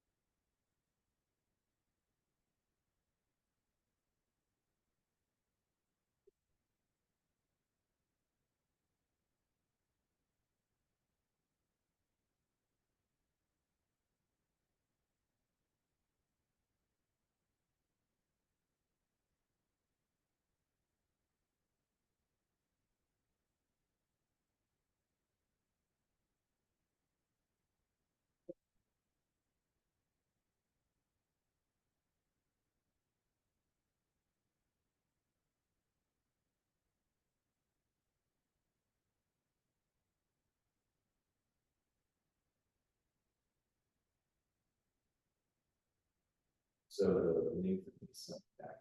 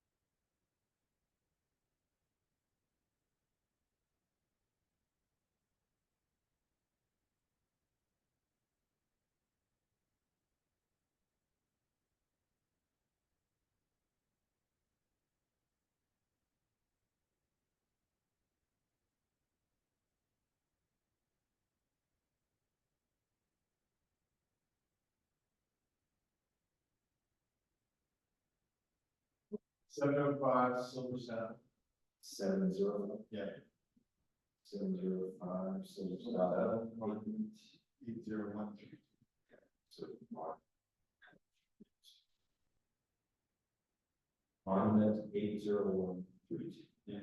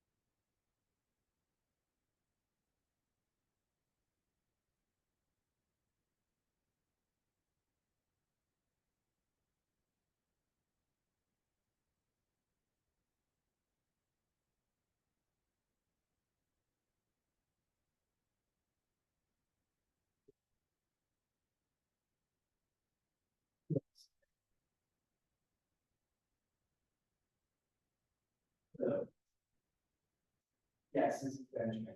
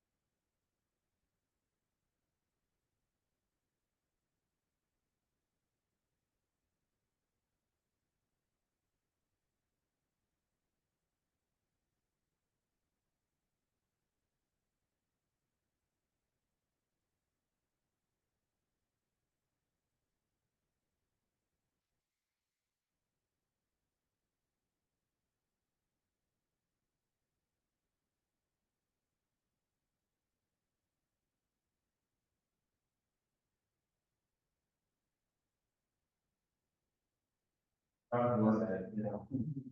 So,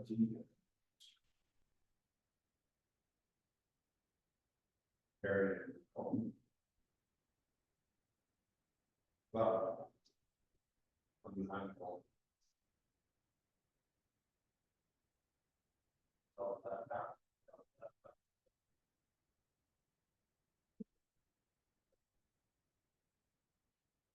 Decisions,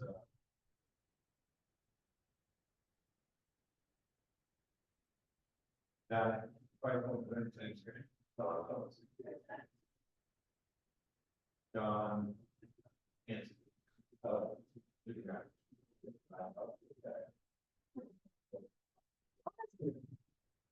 It's.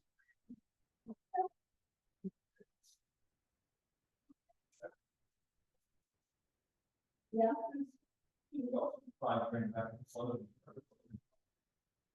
I know, and I'll have to explain a little more to you later. I've got to jump on.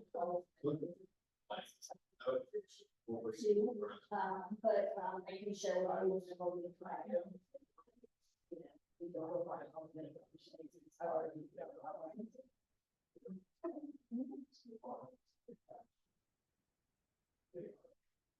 Oh, that's hilarious. That's awesome. Good job. You got it. All right.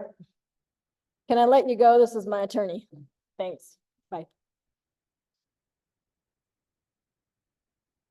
This is Carrie. Hi, how are you?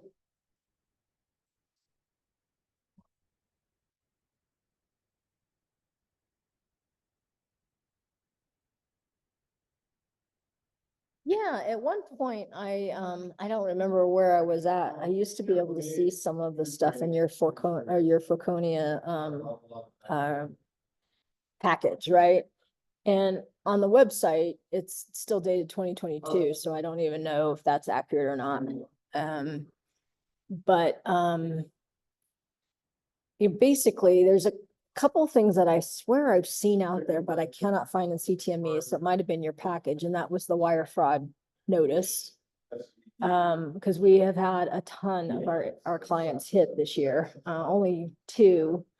One I know of that actually got hit, but there's been lots of attempts this year. And so I pound my agents' heads, on that about, making sure your clients understand, and you can't talk about this too often because, man, they can lose their whole life savings like that. And so, but I recall there used to be a wire fraud disclosure or notice or something like that, and I don't see it in CTME anymore. So I didn't know if that was your all's package or where I saw that.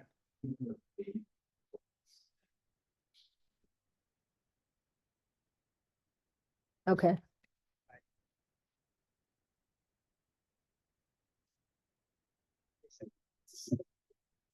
Okay.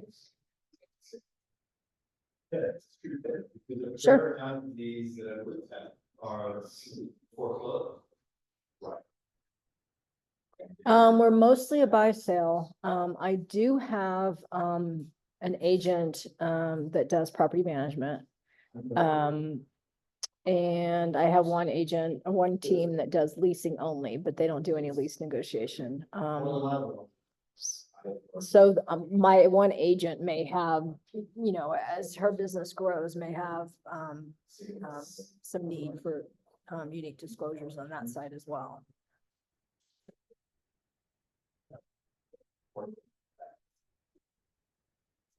Yeah, we make them get permission. They have to get permission because the average agent is not built for property management.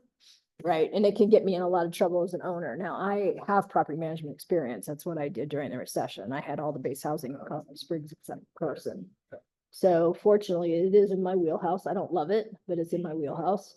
So if they're in that market, I can kind of guide them, and coach them and stuff along the way and answer their questions when stuff comes up. But, you know, I do have a couple of them doing. You educate so well. Right. Okay.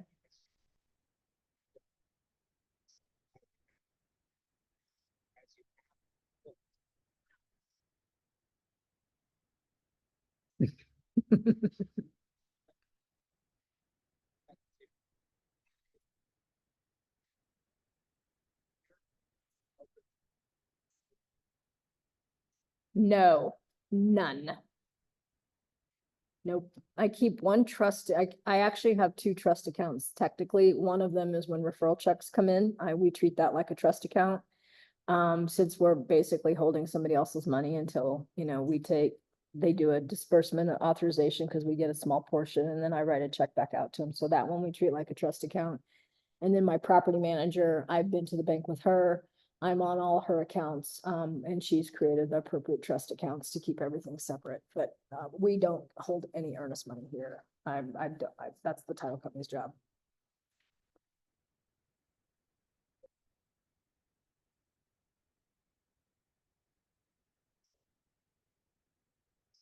Oh, gosh, at this point, it's pretty much, she's a startup.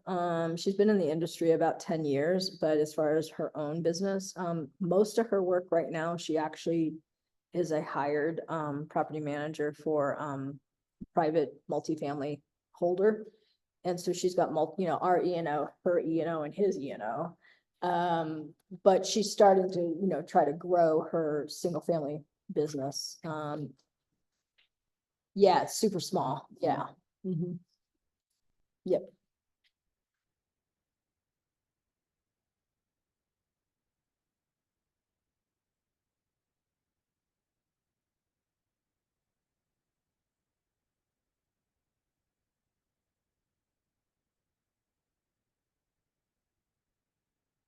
Mhm.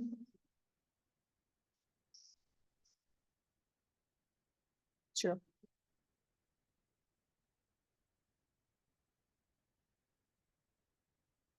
Okay. Yep. The other thing is, I actually got hit. I've never had an E&O claim in 17 years. One of my agents had one this last year and, company ended up settling, much to my, grimace. Basically a 2021 buyer, waived inspection and then later on got buyer's remorse. Surprise, surprise, right?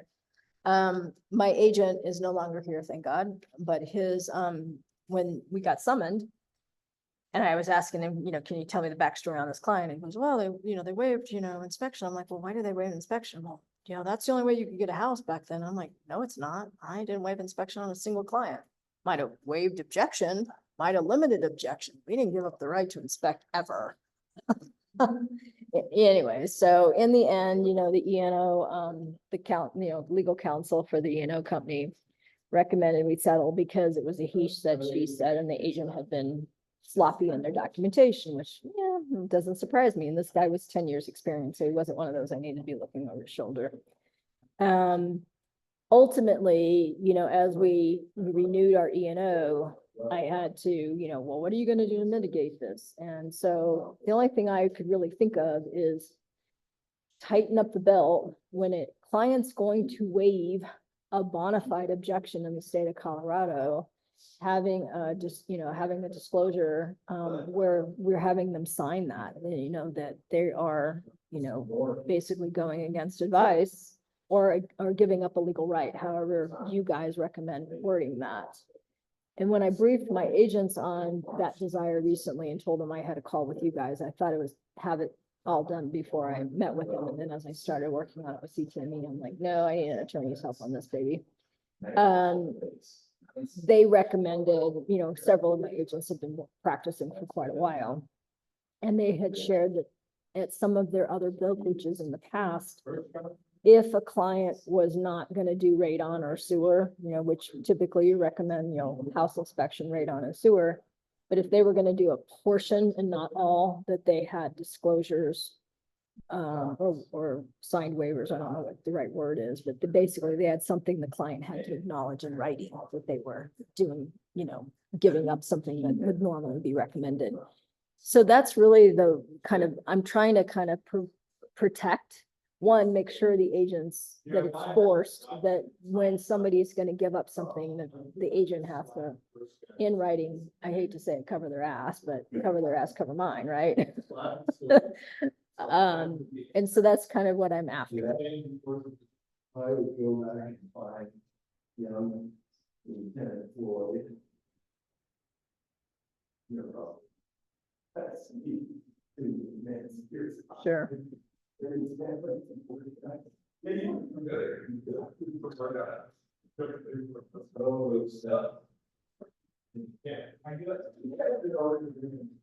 they're inside everything. Well, it's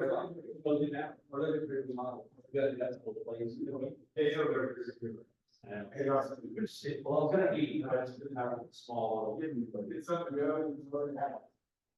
We gotta lose some of the product. That's the problem, 75% of the day. Mhm. Yeah. They're trying to use them. Like, there's bills, there's points. Well, there's a piece of agreement to get everything. It's ready to support. I think they're kind of ready for some creative things. It's kind of expensive. Because it's not years and a half over here. Where are they at? So, before you run. No, they're paper, give you a lot of things. And you should do it. I don't think they were going to it. Kind of cool. Well, I know that you have some. Now, they got spirits and wines, all that stuff, sir. Yeah, all these just come down here. It's never, all the time I've been there, never been able to do the tables. Yeah. And so they just use it, so that's the new buyer. It's a good catch on.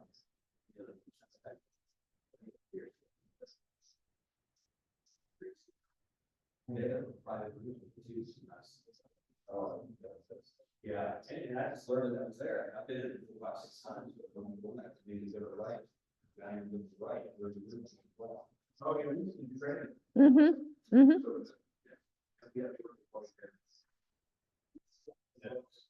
Wait to see if, what daddy's chicken.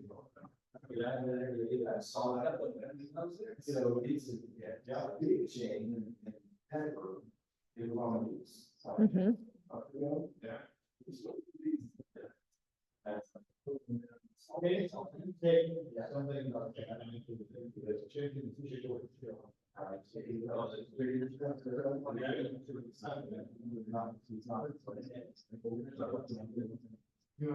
sell it.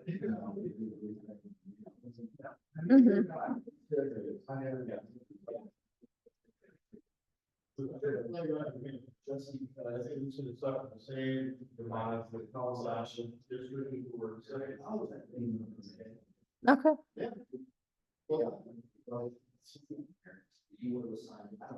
Yep. Yep. Yep, I kind of figured it'd be something similar, and yeah, and, I appreciate you asking me for the, a little bit of the backstory. It's, it's like herding cats. I have about 50 agents right now, and we're hoping by the end of the year, to be, I have 50, and we're hoping to get to about 65 to 75 at some point. And we'll never, we don't ever want to bust 100, but when you've got them going in different directions, I just want to try to, manage it as much as possible. And I obviously, I try to educate them. I gave them the scenario on this whole lawsuit and let them know that there were really several points here that were failure points. And you just always have to remember that while you're representing the client, you're ultimately also trying to protect your business in mind. And some things need to be written, and even if you have a verbal, you gotta follow it up in writing, because that's the only thing that's you can prove later on, and so I try to educate them, and I've taken many of your classes, by the way. You know, but, still, there's some things that if you can at least, like on my compliance side, and that's what we told them, is these things that we are adding, that we will add, with, your firm's assistance, that they will be things that the compliance department will be also looking for in the file, such that, it should become systematic over time rather than, well, we're just gonna put it out there, but we're not gonna monitor use it.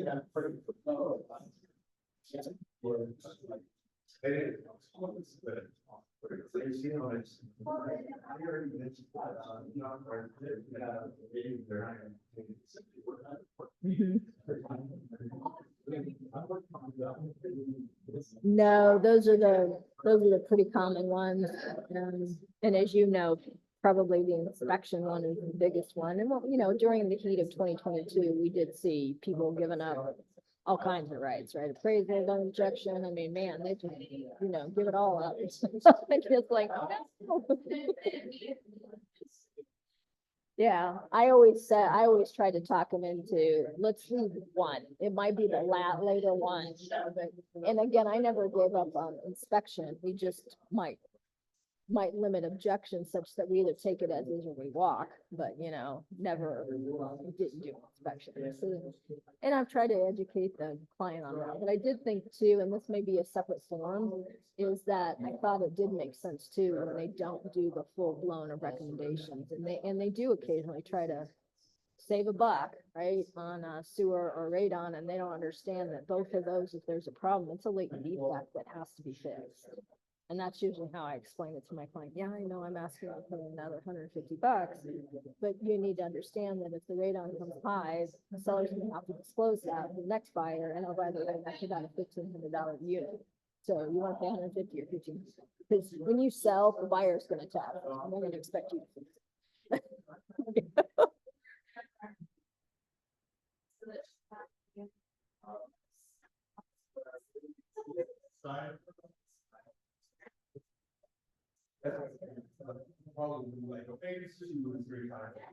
Yeah, they're usually not bundled together, they're optional. And so they usually have to, schedule the home inspection. And then most of the companies also have the other elements, or at least partners, they can arrange it, but you're still ordering radon and sewer separate from your home inspection. Kind of like when they don't do a well test. I mean, that would be the other one, right? You got a well system, and they're not gonna test the production when it hasn't tested in 20 years.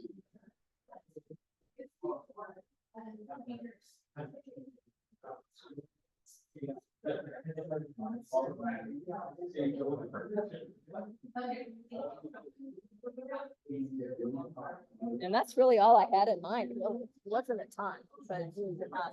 I didn't know.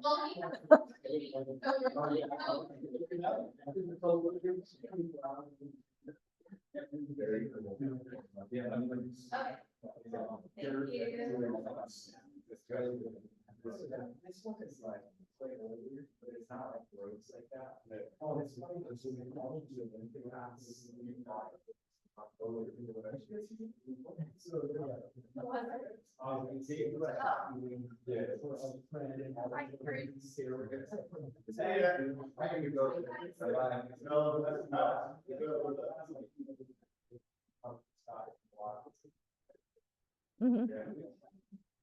Okay.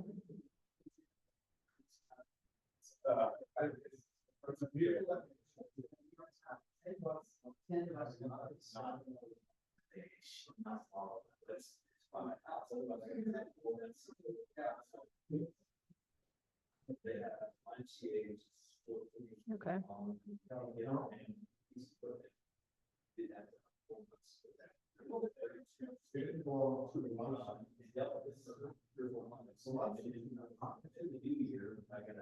Okay. All right, so,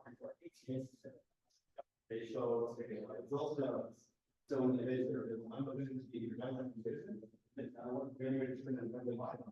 So, I'm scared, I'm not do that. So, you know, and reason I have.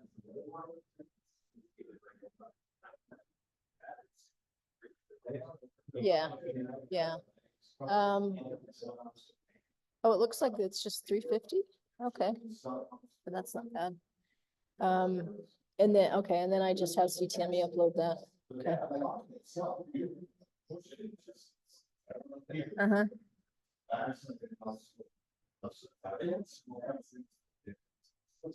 Got it. Okay.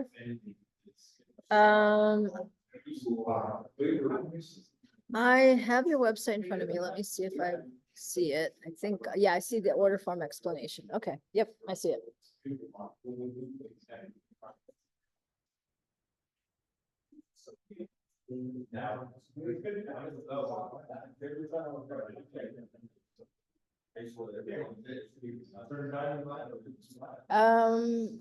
I've got an office manual. I work, you know, I was a supervising broker before I owned my own brokerage, and so, I've had several that I borrowed and built my own, and I think I've got most of that in there.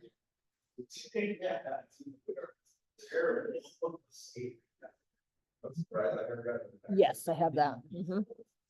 Yep. Again, our Denver office, is kind of controls the state of Colorado from a franchise, licensing perspective. And so when we start up, they actually shared the files with me and I was able to go and make them my own.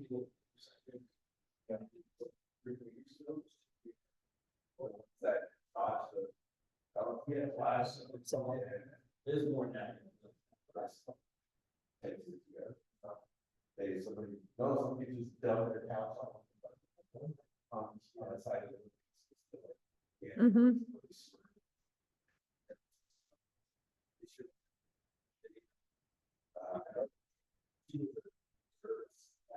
Oh, that's right. Yes.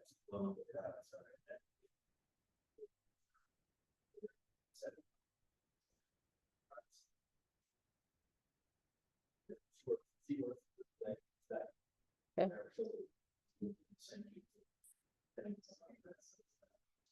Okay.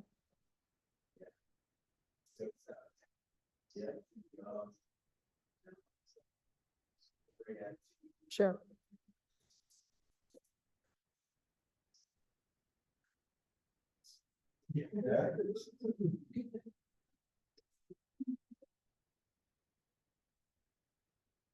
Mm-hmm.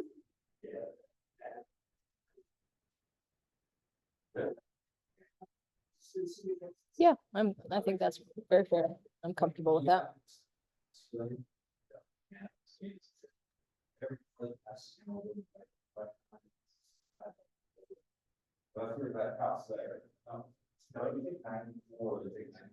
It's KERRI at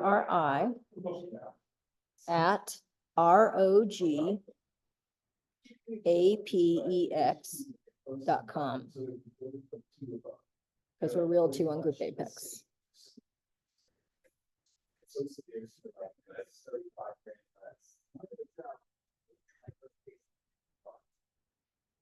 Yeah, because if you weren't getting those, because you're right, yeah, I mean, I was say just sort of. Well, it's very not about your two. Yeah, if we need, we want also. Oh, yeah, that's. Well, there, you know, I mean, if you need the other one, here, if we do the. Good luck. Well, probably half of the agents out there without no office, they will have service. Oh, yeah. So, yeah. Okay. Yeah. So. Yeah. Okay, sounds good. Yeah.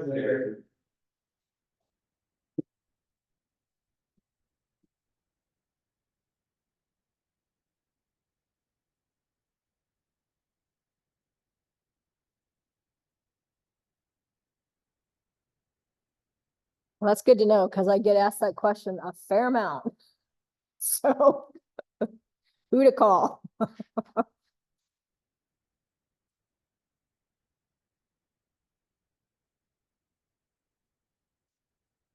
Okay.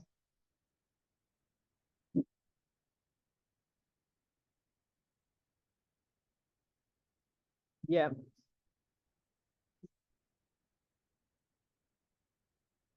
Okay. Oh.